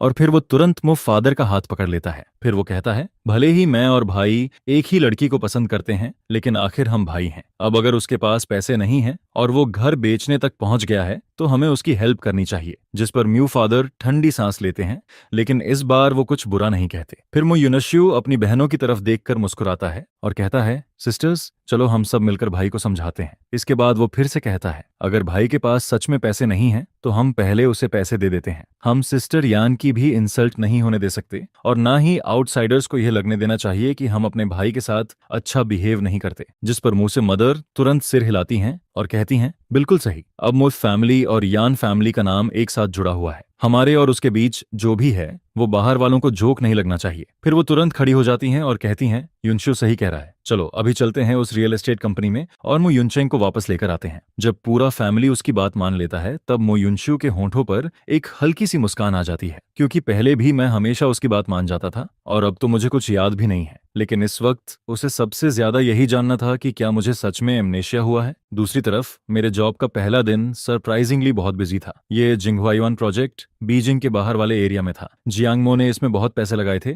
लेकिन अब तक बस 3 घर बिके थे। लेकिन आज सुबह सेल्स ऑफिस के बाहर इतनी भीड़ थी कि सब हैरान रह गए। डोर खुलते ही लोग अंदर आने लगते हैं, जिस पर वहां के एम्प्लॉयज की खुशी का ठिकाना नहीं रहता। सबको लग रहा था कि यह सब इसलिए हो रहा है क्योंकि यान फैमिली के हस्बैंड यहाँ जॉब कर रहे हैं और प्रोजेक्ट हॉट सर्च पर आ गया है। मुझे भी पता था कि जियांग फैमिली की real estate company hot search पर आ गई है, लेकिन मुझे यकीन नहीं था कि सिर्फ एक हॉट सर्च की वजह से इतने लोग सच में घर खरीदने आ जाएंगे। पहले मुझे लगा कि वो सब सिर्फ तमाशा देखने आए हैं, लेकिन फिर 3 लोगों ने सीधे एडवांस जमा कर दिया। और सबसे बड़ी बात, वो तीनों ऐसे फादर्स थे जिनके छोटे छोटे बच्चे थे। यह देखकर मैं खुद को रोक नहीं पाता और उन्हें समझाने लगता हूँ। मैं कहता हूँ, यह बीजिंग के बाहर का एरिया है और हाउस अभी रेडी भी नहीं हुआ है। आपको अपने बच्चों के स्कूल के बारे में पहले से सोच लेना चाहिए। मैं पैसे कमाना चाहता था, लेकिन मैं ऐसे लोगों से पैसे नहीं कमाना चाहता था जो पहली नजर में ही बहुत सिंपल लग रहे थे। इसलिए मैं उन्हें समझाता हूं कि सिर्फ हॉट सर्च देखकर जल्दी फैसला मत कीजिए।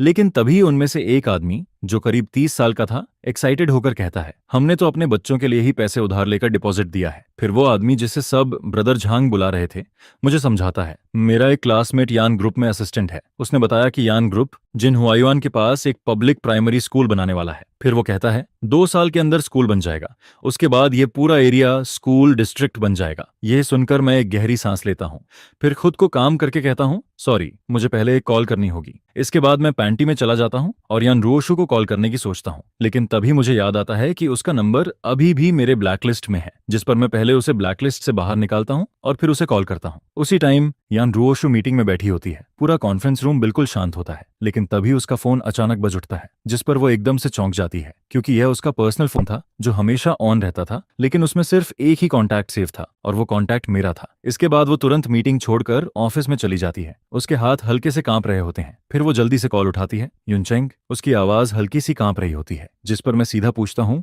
यान रोशु, सेल्स ऑफिस में जो कुछ हो रहा है, क्या वो तुम्हारी तरफ से कंपेंसेशन है? मुझे पिछली रात का झगड़ा याद आता है। मैंने उससे कहा था कि उसकी और मुट्टे यूनशु की वजह से हॉट सर्च बना और उसी की वजह से मेरा एक्सीडेंट हुआ। यह सुनकर यान रियुक्स्यू कुछ सेकंड्स तक चुप रहती है। उसे समझ नहीं आता कि मैं गुस्सा हूं या कुछ और, लेकिन वो जवाब देने से डरती भी है। काफी देर की चुप्पी के बाद वो धीरे से कहती है, नहीं, ये कॉम्पेंसेशन नहीं है। फिर वो और भी धीमी आवाज में कहती है, ये प्यार है। क्योंकि उसे पता था कि उसने मुझे हर्ट किया है, मुझे दुख दिया है, लेकिन उसके हिसाब से उसने जो भी किया वो सिर्फ इसलिए किया क्योंकि वो मुझसे प्यार करती थी। लेकिन मेरी नजर में वो सब सिर्फ गिल्ट की वजह से किया गया कंपेंसेशन था।